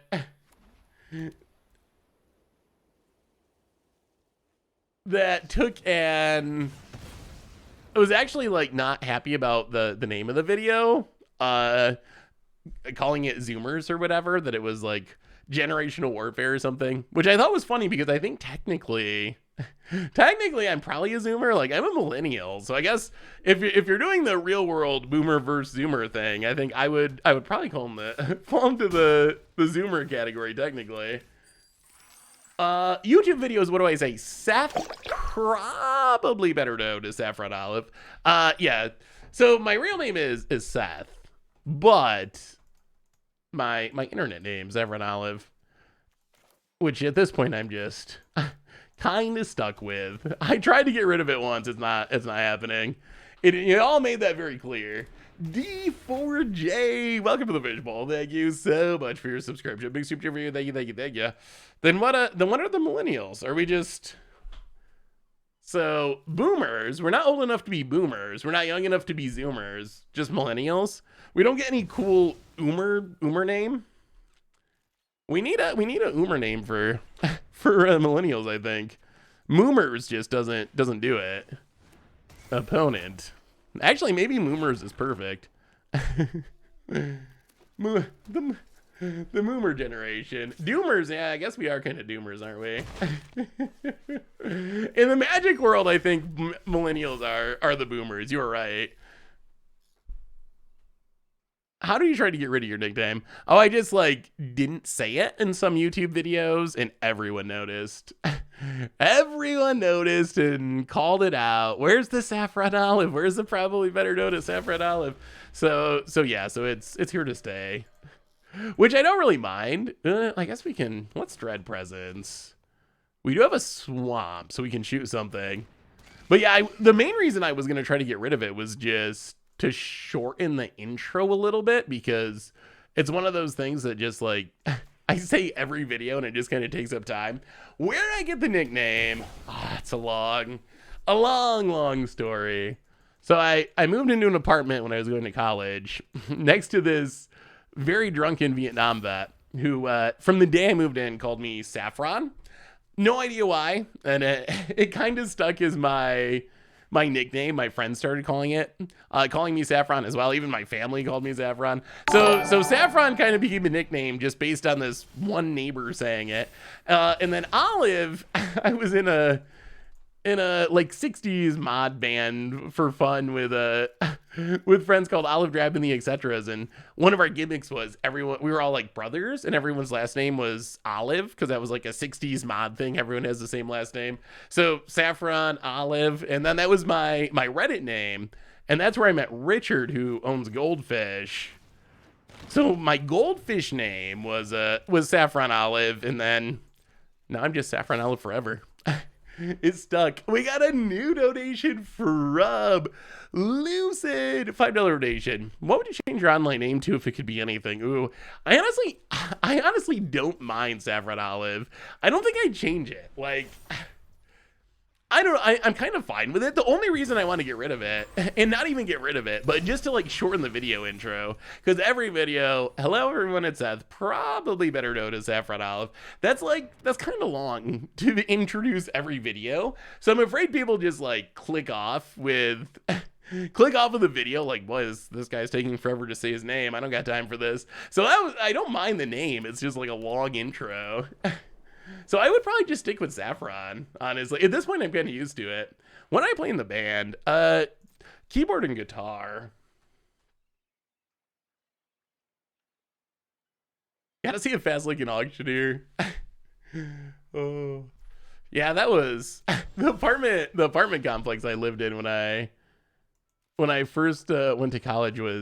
I didn't realize it, but it was actually like had a lot of questionable characters that do it. There was this one guy. Oh, I felt so bad for him. He was very old, and he was like super nice, but he kind of wasn't. I don't know. He must have had health problems or something. But he didn't have any money, clearly, and there was a dollar store. There was a dollar store that was like not super far away that people would go to get whatever essentials they needed. So we're at the dollar store one day, and he was in there, and he was like, I don't know, he had to be like 50, 60 years old. He had this huge thick coat on. I was like, why are you wearing a coat? It's the middle of summer. It's a little hot for that. And he was taking and stealing bottles of mouthwash. He was hiding them in his coat. And I watched him do it. I was like, I don't know what you're doing, but you do you, buddy. So he was stealing bottles of mouthwash, and I found out later that apparently he was drinking them, which is gotta be the saddest way to be an alcoholic that I can think of. Like, it definitely made me just feel so incredibly bad for him that he was like, yeah, had no money and was like addicted to alcohol to such an extent that he was stealing mouthwash to drink. And mainly just wanted, I mean, I know this probably isn't a healthy reaction either, but at the time I was like, well, I should have just like bought him some beer or something. Like, that's, hand sanitizer. Oh, that is, yeah, I couldn't even imagine drinking hand sanitizer. Is that even, can you survive that? I would assume that hand sanitizer would be toxic. So yeah, I guess that's kind of the sad part of the name story. Hopefully he's doing well today. I mean, I'm sure he's like 80 years old or something. So, but that was a long time ago. Drank perfume? Why does no one play Underrealm Lich? Every time we're drawing a card, we're like anticipating, and that's really powerful. What? So I guess 3 toughness is bad in modern. I feel like, couldn't this see playing? Oh, there's Gitrog. Couldn't this at least see playing? Oh no, alchemy. Well, okay, play this. We don't have a land though. Okay, can we go infinite? Is there a way we can go infinite here? We play the Gitrog. No scooping. Fiskerton Pharaoh, welcome to the Fishbowl. Thank you so much for your subscription. Big super cheer for you. Thank ya. Can we get an evolving? No.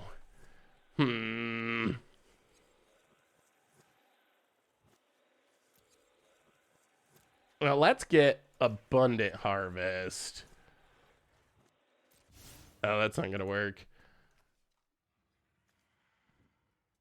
Discard land card, conjure a copy. Well, I mean, I guess we just pass and hope our opponent doesn't scoop, and we can probably go like pseudo infinite next turn. Am I gonna be in Vegas for the World Championship? Yes. I won't be playing the World Championship, but I will be at the event, hanging out, playing Commander, signing stuff, meeting everyone. So if you're in Vegas, definitely come say hello. Probably will not be in the command zone because I don't think I'm getting a command zone ticket. So hopefully, they got to have a play area, right? There's got to be an area you can just go and play for free. It made me someone said that Blake said that it was like first come, first serve for non-command zone tables, which makes me a little sketched out that maybe there's not a lot. which would be sad. Last time, I don't know if anyone was at Vegas like 2019, I want to say. The last big one before the pandemic. The last big one before the pandemic, there was a huge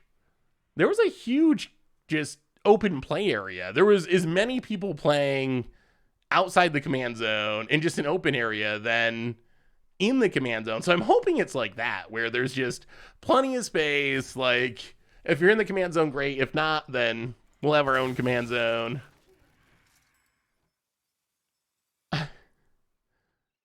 Why am I not playing in Worlds? You gotta qualify for Worlds, and I have not qualified for Worlds, or even attempted to qualify for Worlds.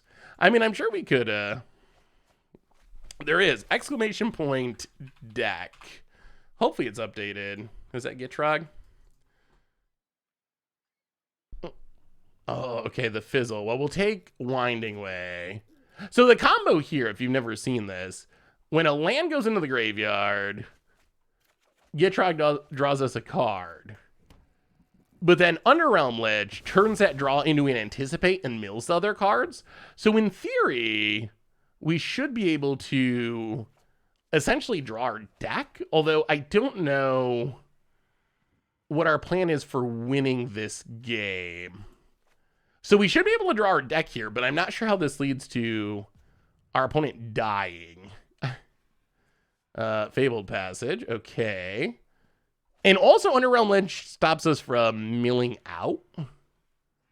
Since it's a replacement effect, it replaces the card draw with the look here, top 3, put one in your hand, the rest in the graveyard. Okay, so there's the Fizzle. That's fine, though. Terramorphic, crack, land. Yeah, we don't have a Jays. We probably should. Let's blow up Rem Carlos.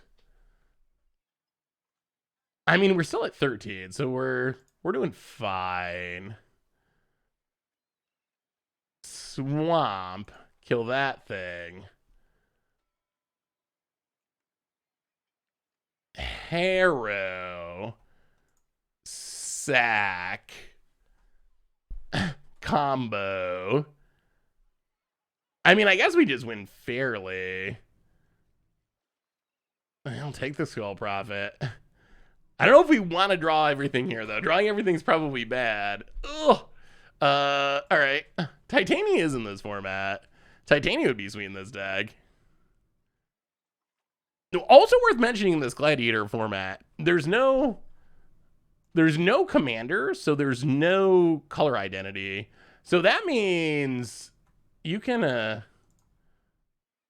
whatever you want. Like, we can splash stuff if we want to. There is no reason why we can't splash into whatever. I mean, play Thassa's Oracle, even though whatever, we're mostly Assault deck or whatever. Yeah, there is a qualifier this weekend. I believe it's the best of one alchemy qualifier. People were a little bit upset because it was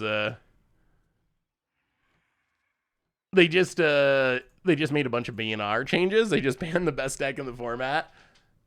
Oh, we could have probably won here. All right. Well, why win this turn when we can win next turn? Discard. Go back to the combo. Okay, that's fine. All right, so we want to discard non-lands. There we go.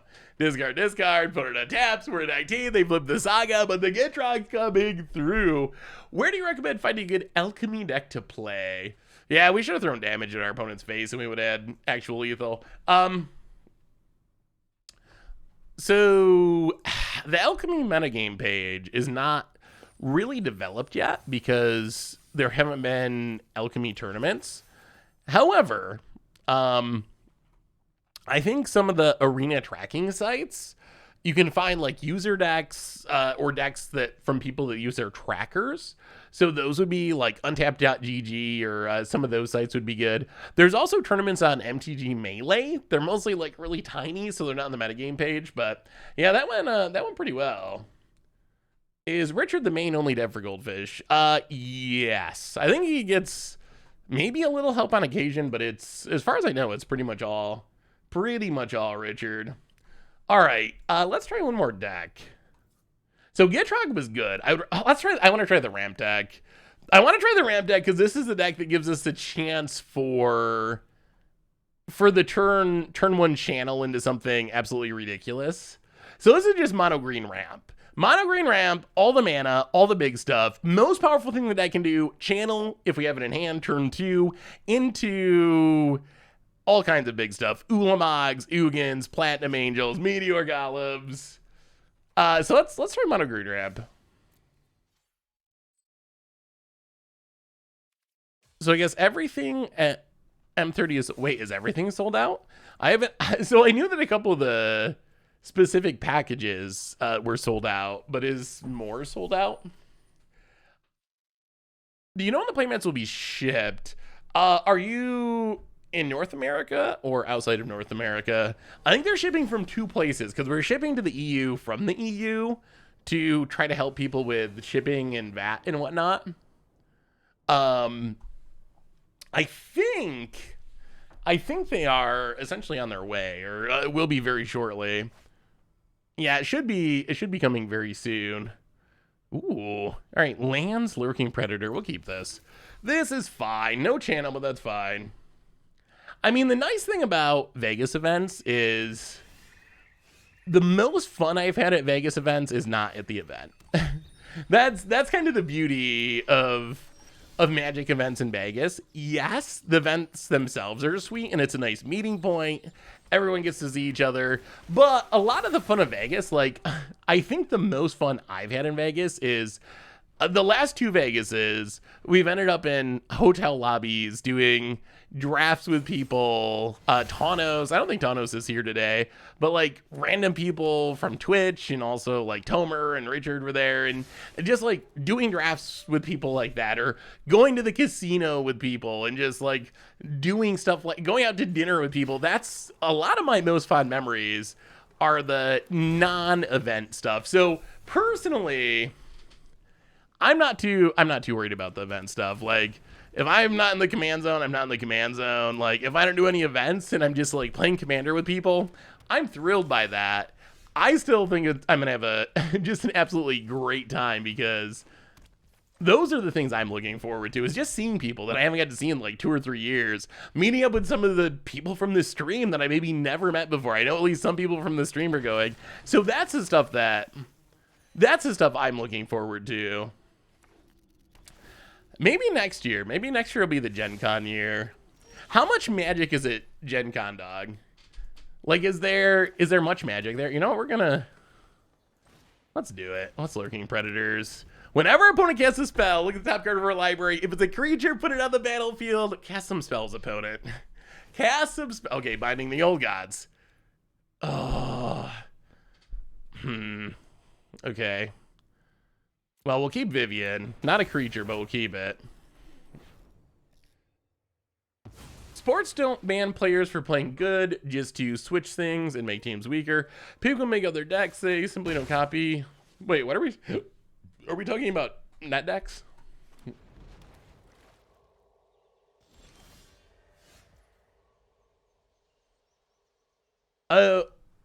I did see some people being a little bit salty about the alchemy bannings, just because the tournament is happening in the near future. But well, okay, Toski and Kagla, not bad. Your go, opponent. I mean, I'm not a pro, so I don't play in tournaments. So maybe I have a minority position on this, but I always thought it would be better for tournaments if they ban stuff right before the events.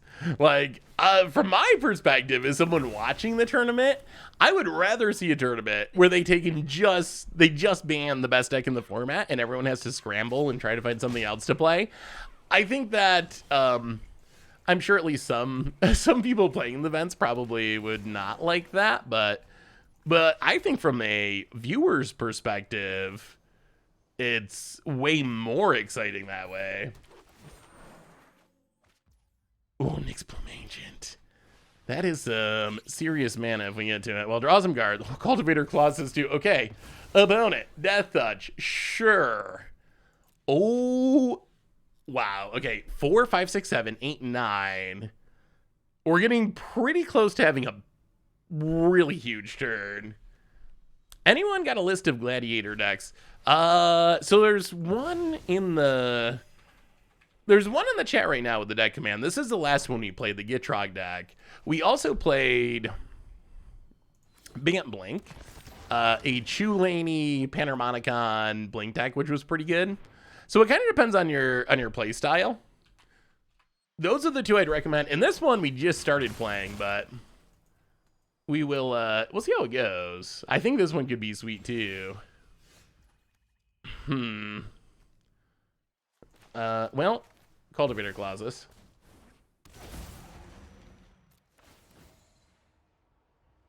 Probably should have drawn first. Might have been better. All right, draw. Llanowar Elves, draw.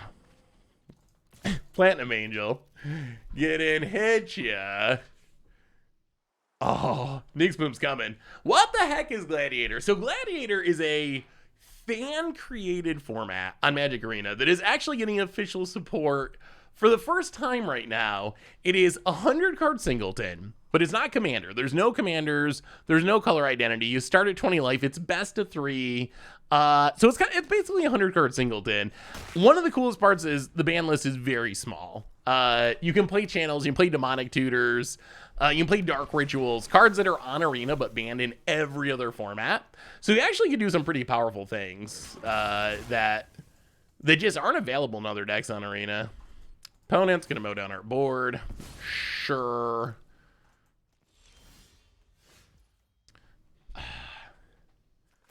Well, okay.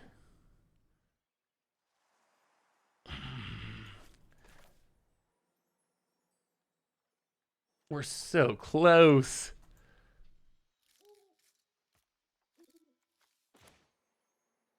No cards in hand. All right, Nyx Boom Ancient.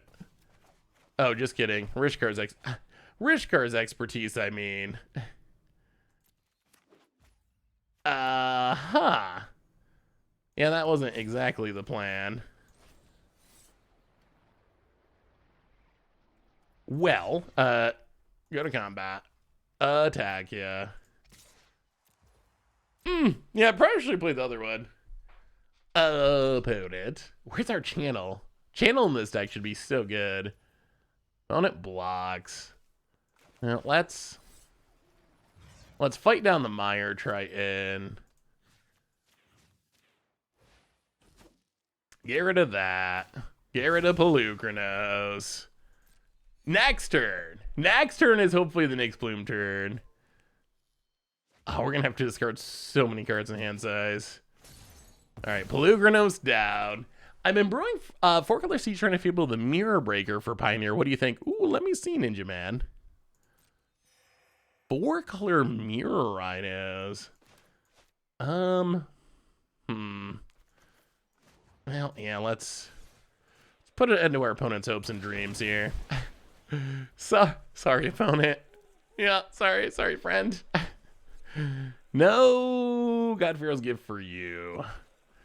4-color Rhino Mirror. Let me discard these cards and then we'll look at it. 1, 2, 3, 4.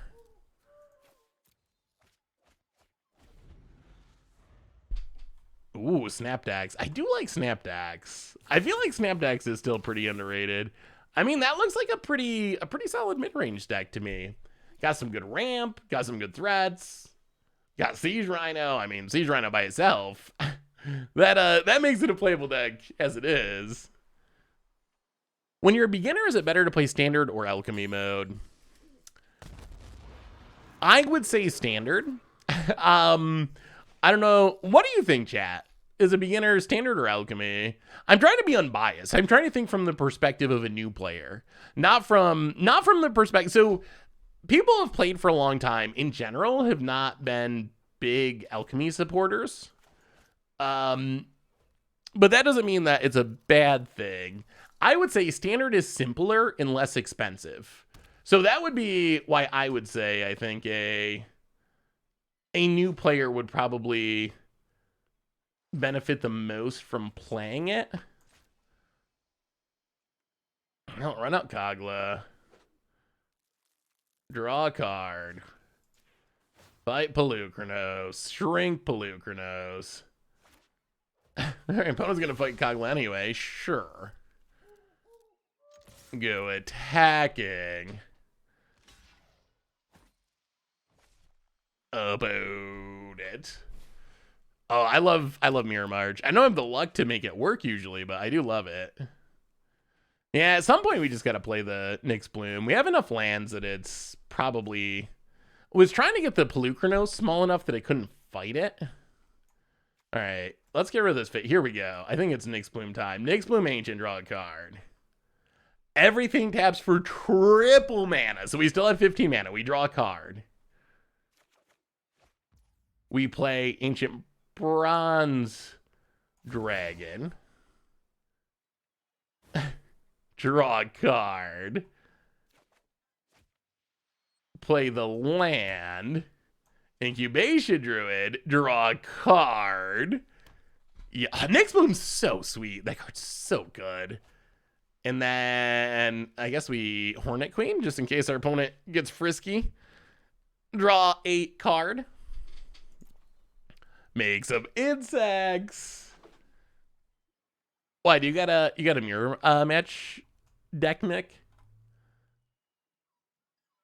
And opponent scoops. Okay, so that was not the turn 2 channel, but it was still pretty reasonable. Is Gladiator a real thing on Arena? Sort of. Gladiator is becoming a realer thing. So Gladiator has been around for a while. It was a community created format. So far, until today actually, it's been a format that hasn't had official support. So if you want to play it, you had to... Oh, one land. Yeah, we got to mulligan that. It's a format that hasn't had official support. So if you want to play it, you pretty much had to get a match through Discord or something like that. This is the first officially supported event we have had for it. And Wizard said that if it's popular, that they could make it into a permanent queue. So could Death Cloud be good with Blood Funnel? So I like the ramping. I think the ramping's sweet. I could see that. I mean, so what do you want from Death Cloud? You want to break the symmetry of it. If you make enough tokens, maybe you can just sack the tokens and keep your real creatures. So that would be a way to break the symmetry. And then don't counter it. Oh my goodness, it resolves. Okay. Get our world tree in case we want to spin the Golos. Our opponent loves that sticker. Snag the world tree. Mana super perfect. Pass the turn. Yeah, I could see trying that. That's a cool idea. Snap op. I'll think about it. I'll also do some...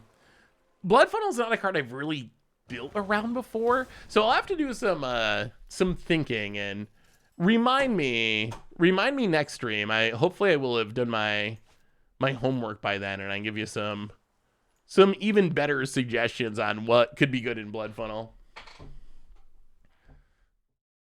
Yeah, opponent bought the sticker bundle, and they are going to let us know. All the stickers are theirs. All right, let's... Oh, Scarab got our Golo seems bad. That seems not great. How do we avoid that? They probably have a ton of removal. We're at 18. Opponent.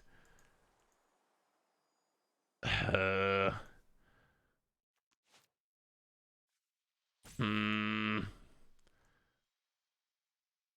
right, I think we just gotta pass. This doesn't feel good, but I think we gotta pass about it. I think we gotta make a bunch of treasures, and then we can Palaka Worm and fight, hopefully. Yeah, let's get the Golos. You know you wanna. All right, opponent gets the Golos. Opponent is Crimin. Do you use emotes on Arena? Is it? I always feel bad. I feel guilty. I don't know. I guess it's because I'm a paper boomer. Or a moto boomer, really. With no emotes. I feel guilty. I feel like I'm being mean or something. Like, oh no, am I making my opponent feel bad? Is my very light sticker mockery, is that going to ruin my opponent's day? We can't have that. All right, make some treasures. Yes, we know, opponent. You got the stickers. Gladiator. Gladiator is a fan-created format that is just for the first time gotten some official support on Arena. It's a 100-card singleton, but it's not Commander. That might make you think Commander, which makes sense because it sounds like Commander, but it is not Commander. Inscription. Kick it. Oh, this is going to be good. What are we fighting? Golos? Probably Golos. So many clicks. All right. Inscription of Abundance. Fight the Golos. Go up to 27. Pass the turn. About it. So 100-card singleton, very small ban list, pretty competitive, really. It's designed to be a fairly competitive format. They do tournaments for it and whatnot. Elvish Mystic's not the best. Are you stealing our Palaka Worm? You are. I don't know if we can keep up with our opponent stealing all of our good cards here. Old Rusting. Okay. As a mono green deck, we don't really get sweepers. Well, okay, spin it to win it. Turn Timber Symbiosis. Ancient Green Warden. Not the best.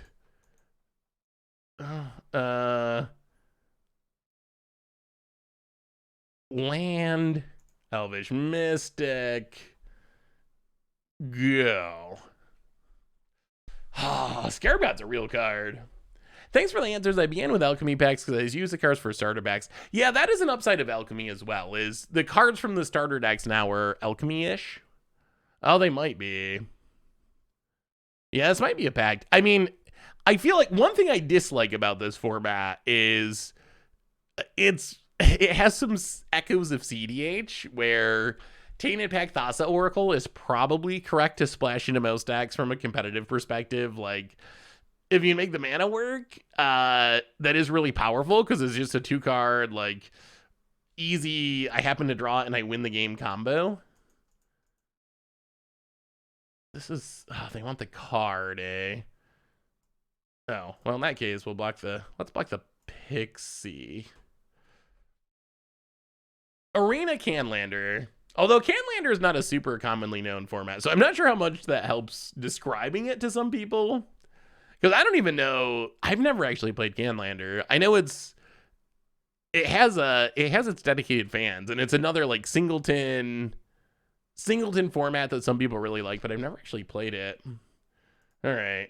So, well, Balagad Recovery. Get back Inscription.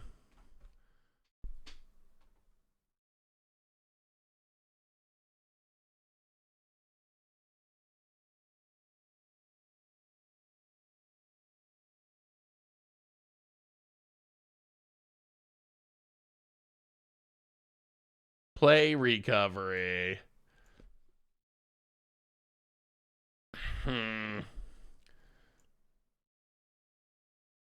No attacks. Oh, we can't even kill Scarab God forever. I mean, we gotta go for it. This isn't great, though. All right, counters. If our opponent can kill our stuff in response, we're probably just done. Try to fight the Scarab God. Opponent stickers us. The fight works. Scarab God's gonna come back anyway.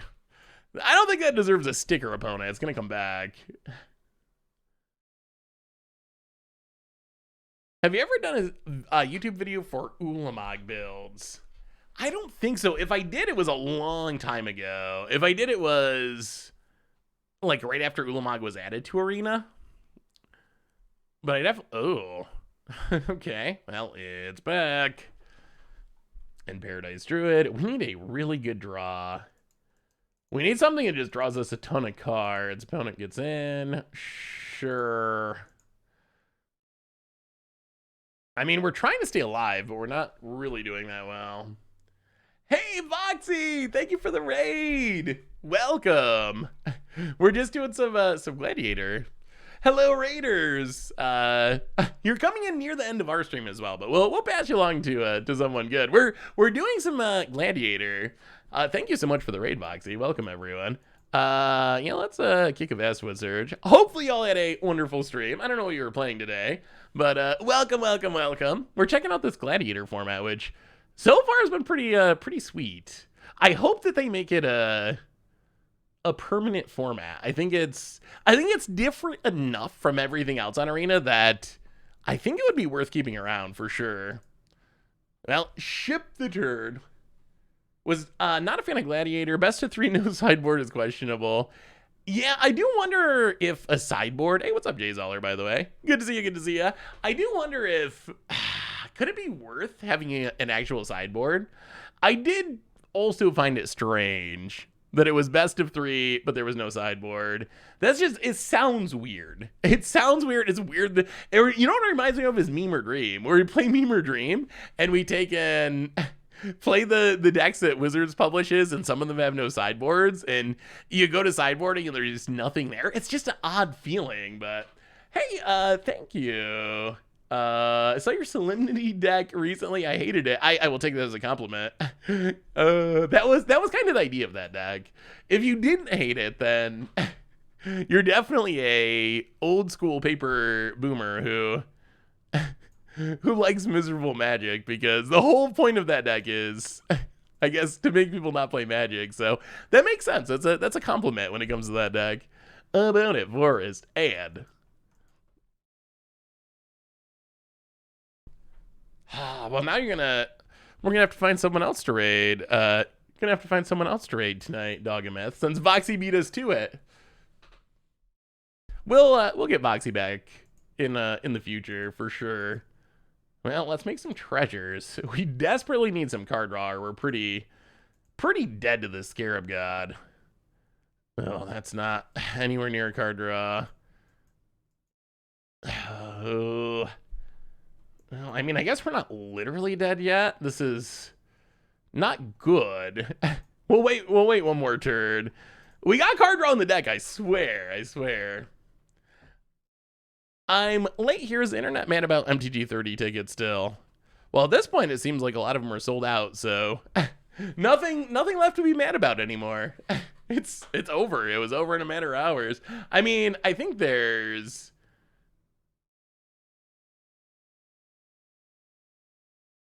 still some tickets left, but some of the packages have been sold out already, so...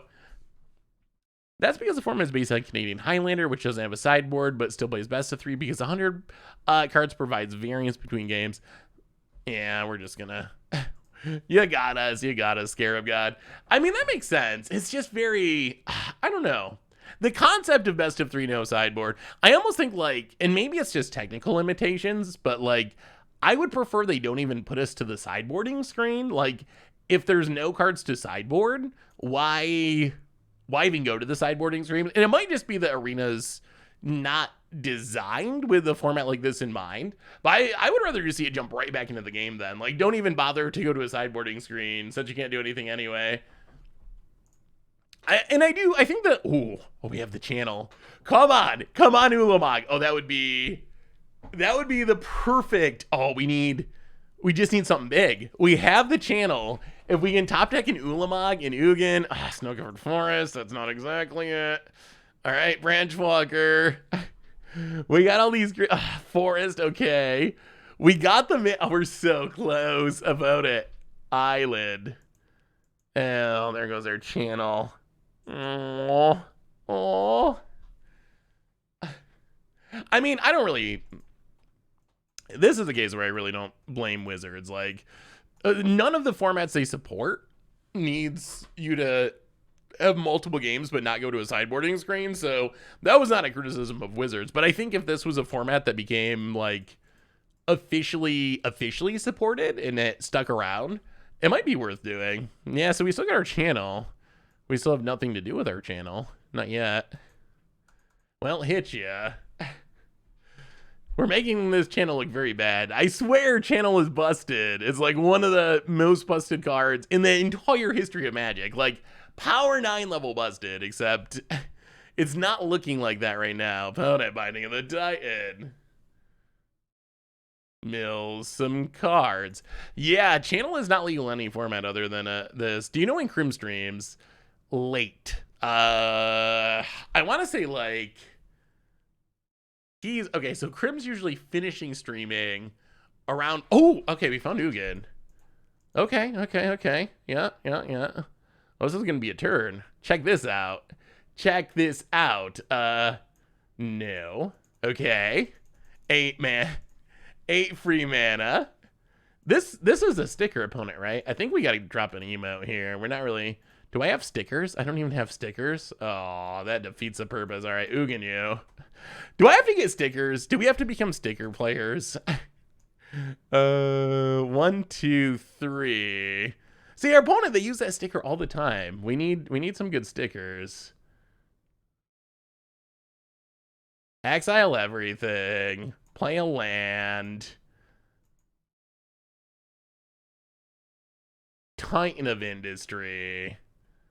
And that is why channel is one of the most busted cards in Magic. 5 lands, 15 mana worth of spells. Eccentric Farmer. I just want to sticker him because they keep stickering me. About it. That was a good turn. That was a pretty good turn. Not bad. Not a bad turn. And now our opponent has to deal with a Ugin and a Titan of Industry and the token, and I got 1 mana left over. Well, 2 now. Opponent. Caryatid, sure. Well, land, fight you. The big monkey. This is the good monkey. I like Kogla. Ragavan, on the other hand. Well, get rid of the blockers. Smack you for a bit. And this is looking pretty good. So, I mean, I guess this is actually an example of why you should play best of 3 in this format, because things like that happen. Like, things like that. What is our opponent going to do? Like, they could have exactly a counterspell to stop the channel. That's possible. But really, most of the time, we just kind of like got them for free. Our opponent can interact with it. It's just too busted for our opponent to keep up with. So I think that playing best of 3 is definitely worth it. This format is a little bit like Cube. I think the comparison to a Cube format actually makes a lot of sense. Yeah, hey, 2 Blueprint, how are you? Yeah, we're probably, after this is probably our last match, most likely. Last match of the night. This format's sweet, though. I mean, I would say Wizards hasn't confirmed that they're going to make this an official full-time format yet. So I would be hesitant of spending my rare and mythic wildcards on like the demonic tutors of the world and the channels of the world. I really, really wish they made it all access. That would have been super helpful if everyone could have just played with those cards for this event. But I think this format's sweet. So I would recommend, if you're interested in it, I would recommend giving it a try. Now this works. Land Llanowar. Can we build one of the other most busted card in Magic's history? Can we build our own Gaia's Cradle? We need 2 more creatures and to get to our end step. Tenacious Alchemy. Well, now we gotta win. Our opponent, Layla's a cool card. Gets and hits us. Oh my goodness. Oh, so good. The other day, opponent. Wait, what does this do? Trample Vigilance. Oh, Alchemy. I gotcha. Okay. Sure. 1, 2, 3, 4, 5. Well, let's run out Alicia. Play the tap land, pass the turd. The other day, this cracked me up so much. I had said something about how we don't play alchemy in our decks, and someone commented on YouTube that it was not true because we played Sterling Grove. And I think it's just a case of those cards are so old that some people think they're not real. Like they just never seen them, which makes sense. Like it's a 20-year-old card. It came to Arena through a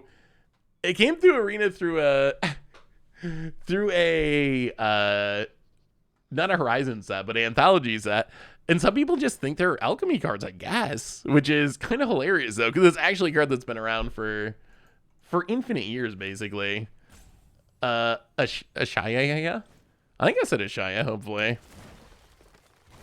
What did I don't even know what I said, actually, at this point. Yeah, let's monkey him. Kogla. To get rid of the Ashaya. Actually, I don't actually know how to say this one. There's a few too many vowels strung in a row in this name. They all just blur together. No idea. Flip it. Give us that cradle. All right. Alicia. Oh, did I say Alicia? Yeah, that's definitely not Alicia. Ashaya. About it. Elvish Mystic, sure. Briarbridge Tracker, sure. I think this is a tournament list. I saw that Mono Green, if you look at MTG Melee, Mono Green is one of the most popular tournament lists. 1, 2, 3, 4, 5, 6. Actually, let's play this first. Bestiary. Ancient Bronze Dragon. Draw a card. Gilded Goose. Do not draw a card. Well, we still draw a card, but not one from Bestiary. Savala. Draw a card. Your go. I've always wanted to hit with Ancient Bronze Dragon. When it deals combat damage, roll a d20. If you do, put X counters on each of up to 2 target creatures. So in theory, it could be adding 40 power to the battlefield. 4D. We don't need more card draw. All right, well, step 1. Smack you with the Ancient Bronze Dragon. Roll a d20. Come on. Big money. Big. Okay, nine's fine. You and you.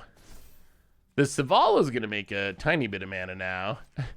Just oh no. Let's just go all. Can we just go all green, Arena? 22 green mana. Bonus scoops it up. Oh, got him. We already had multiple card draw pieces stacked up, so at that point, we didn't actually need the... I know it feels wrong, but at that point, we didn't actually need the Guardian Project, because we had so much card draw already. So in the early days, I just wanted to draw every card possible, but eventually I learned that just drawing cards actually isn't as good as I thought. You got to be able to actually cast the cards. Drawing way more cards than you cast actually doesn't benefit you, and it actually ends up not being, oh my god, this hand's so expensive, and it actually ends up not even being that fun either if you just draw those cards and you have to discard them all. Sorry, not very familiar with this format. Can someone explain the key differences to it and Commander Standard? Okay, so if you're familiar with Commander and Standard, this format is much more similar to Commander. In this, well, actually, it's kind of a split between the two in some ways. So it is similar to I got a 5/5? Golly. It's similar to Commander in the sense that your deck is 100 cards, and you're only allowed to play one copy of each card. So that's the similarities to Commander. The difference is... Ouch. Yeah, we're super dead. We just didn't hit our lands there. The difference is between this and Commander is there's no Commander, so there's no color identity rules. There's no Commander itself. You start at 20 life, and it's best of 3, even though you don't have a sideboard. The similarities to Standard are it's best of 3, and well, I guess 20 life, I guess, would be the other similarity, that you start at 20 life. Oh, we're gonna try this. We're really leaning hard on this Elvish Mystic, or just drawing Channel. If we just draw Channel, life is great. Yeah, this is the Gladiator format. Well, tap land, smack you for one. Channel. We'll take actually any ramp. Any ramp card would be fine. Opponent. Resilient Kenra. This is probably the most aggro deck we've played against, honestly. Thank you, opponent. Vivian. All right, well, pass the turd. We're drawing all the expensive stuff, but not the ramp. Awkward. Opponent goes attacking, gets it. It's a sure. I mean, the format is pretty fun. Oh, no. Oh, no. Oh, no. Yeah, I think that... Well, I think this one's over. This one's definitely over. Ugh. Our curve is not that bad. We have 1 million ramp spells. We have just...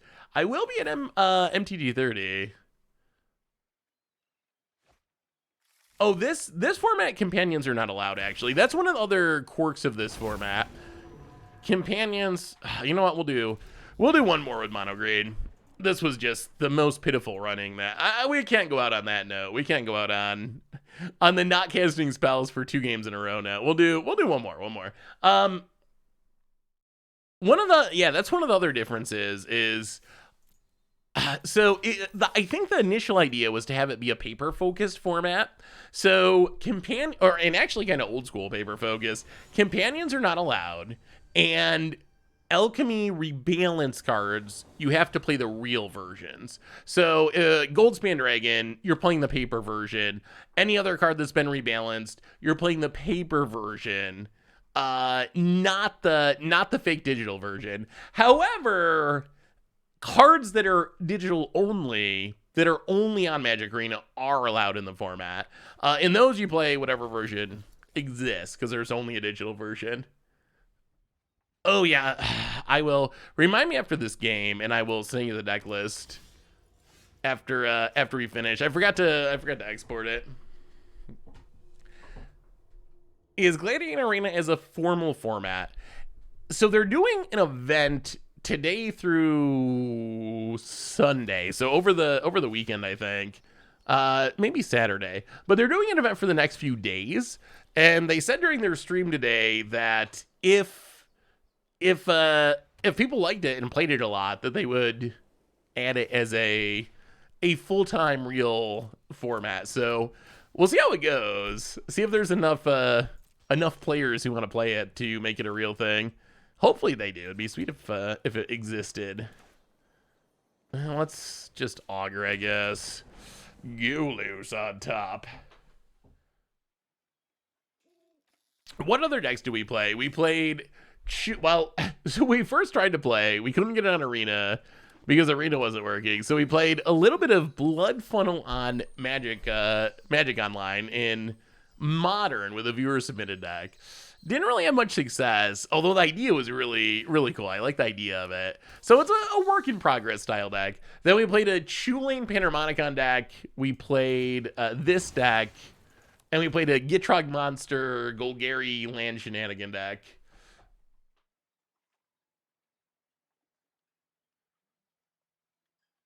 I mean, that's the biggest appeal for me. The biggest appeal is, well, I like that it's best of 3. Personally, I like best of 3, but by far the biggest appeal is you get to play almost anything. You get to play the cards that you can't play anyplace else, which is pretty neat. It's pretty fun to just get to see those cards in action. And those cards do add to the variance, for sure. We got to see the channel draw where we just, like, absolutely went off.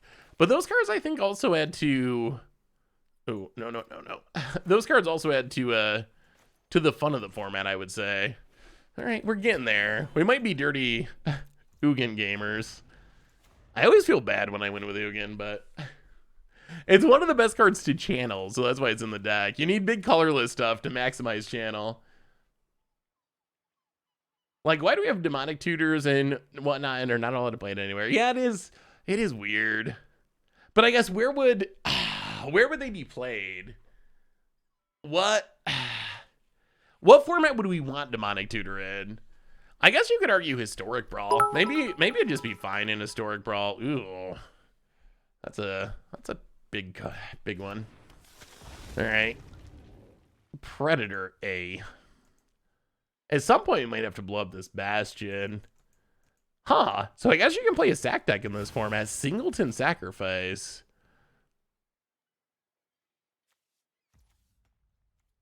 All right, get drained. Predator gets tapped. Sure. How do we stop a big flyer?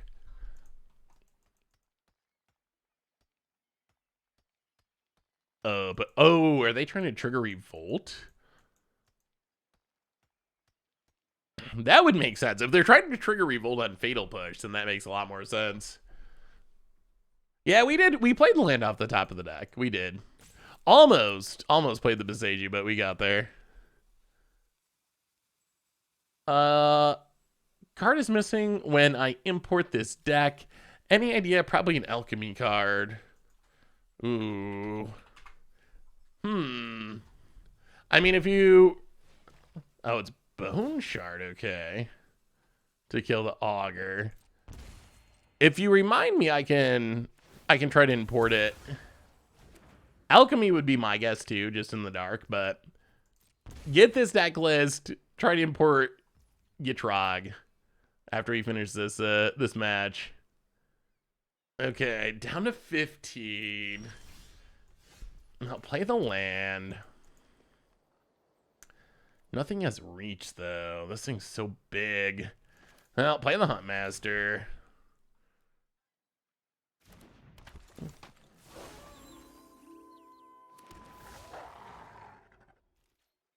Pass the turn. I mean, if we can Rishkar's expertise, draw 6, put Golos into play, and then Ugin. Seems reasonable. That's not bad. Not bad. Oh, it's a land.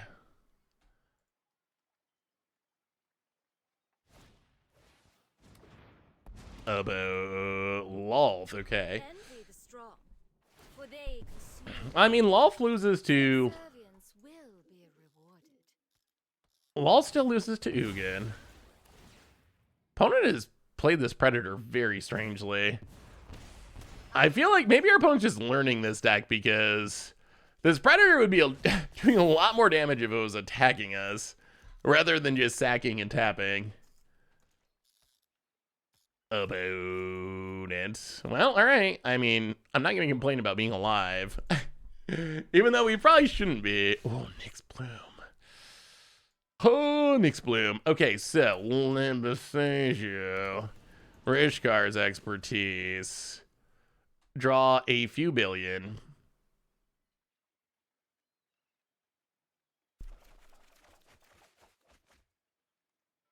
Put Golos into play.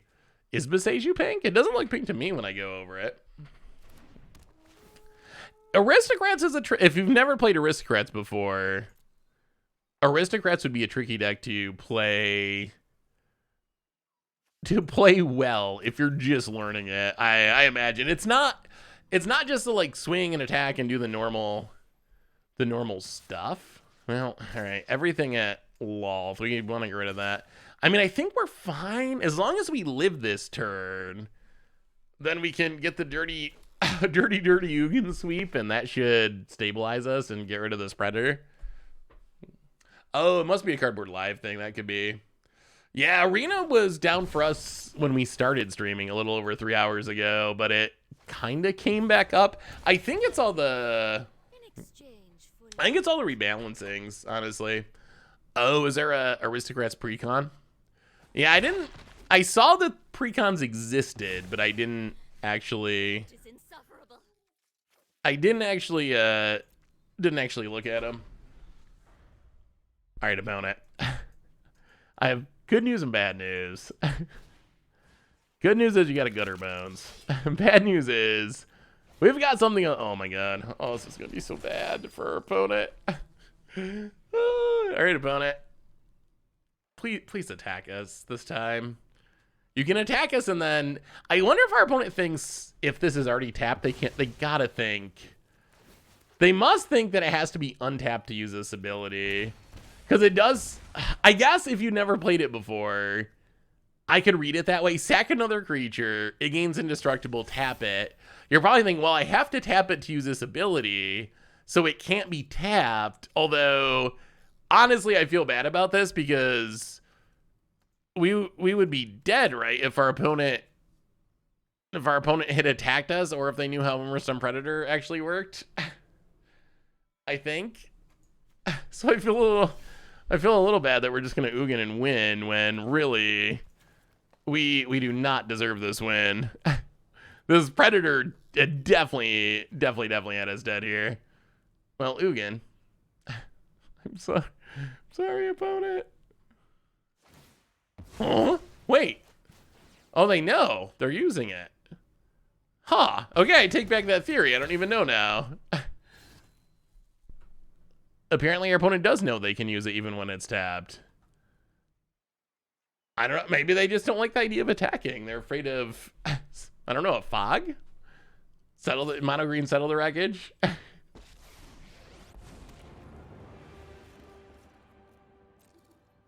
right, go to combat. Attack a smidge.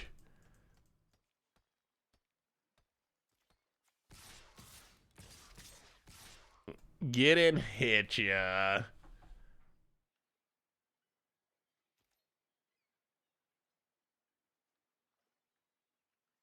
We're at the board.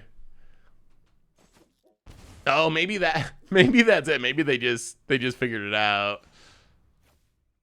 Well, exile, X4.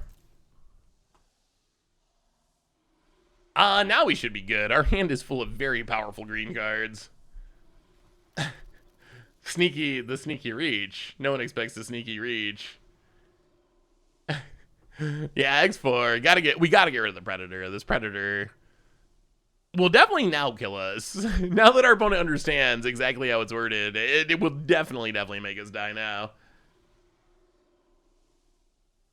That's where maybe we're helping teach them about Immersed Predator. I mean, like I said, Aristocrats is not an easy deck to play if you've never played it before. So I assume with the precon decks and so forth, there's probably going to be some people just learning archetypes in this queue. So, and that's good. It's good to learn different play styles.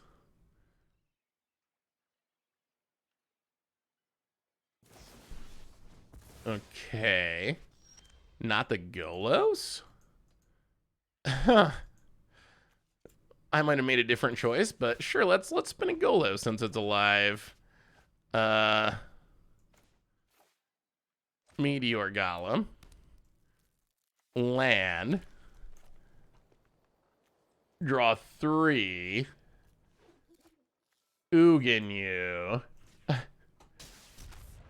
Hit you. And discard.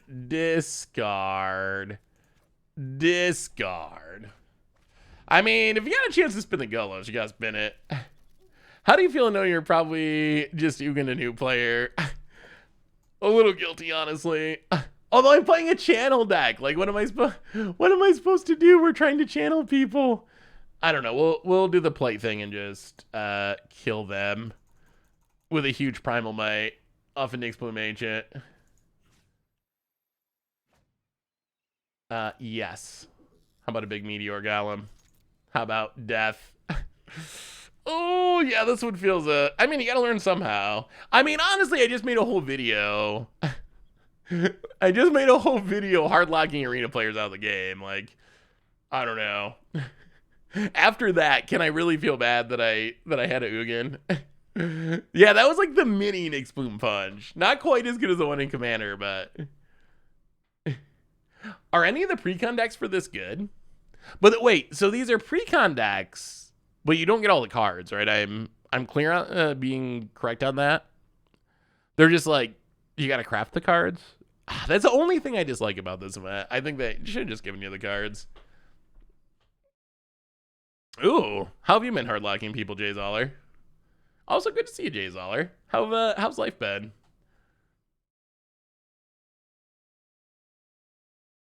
Oh, they got built-in deck lists. Okay, so that makes it a little easier. So, oh, that's sweet.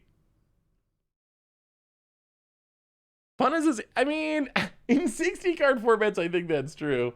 Opponent, click submit. I know there's no sideboard cards, opponent. I know that. Same as me. There's no cards there. I don't know what you're changing. You're not fooling me, though.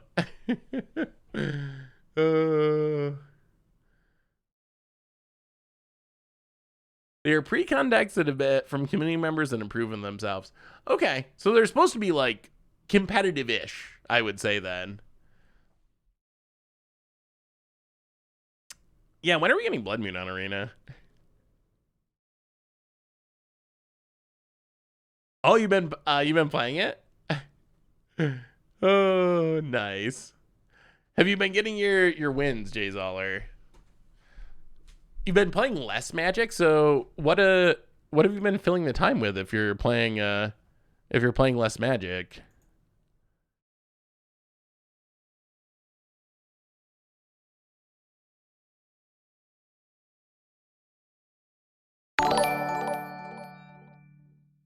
We have a new donation from opponent's not coming back. X Awesome Panda would love for you to try this deck out sometime. My playgroup and I made it together. Need to tell us if it could have been made better. Help us out. Well, let me see. Green white counters. Green white counters. So Elvish Mystic, good. Wildwood Scourge. I do like the Scourge. Aspirant, very good. Mentor, Wandering Emperor. I mean, to me, this looks pretty solid, I would say. Fight rigging is interesting. Fight rigging, I'm not 100% sure about. I love fight rigging. Unclear. How quickly do you get the creatures for fight rigging? That's really the question. Like, have you been able to pretty consistently get big enough to actually cast the free spell? I guess the counters help get there.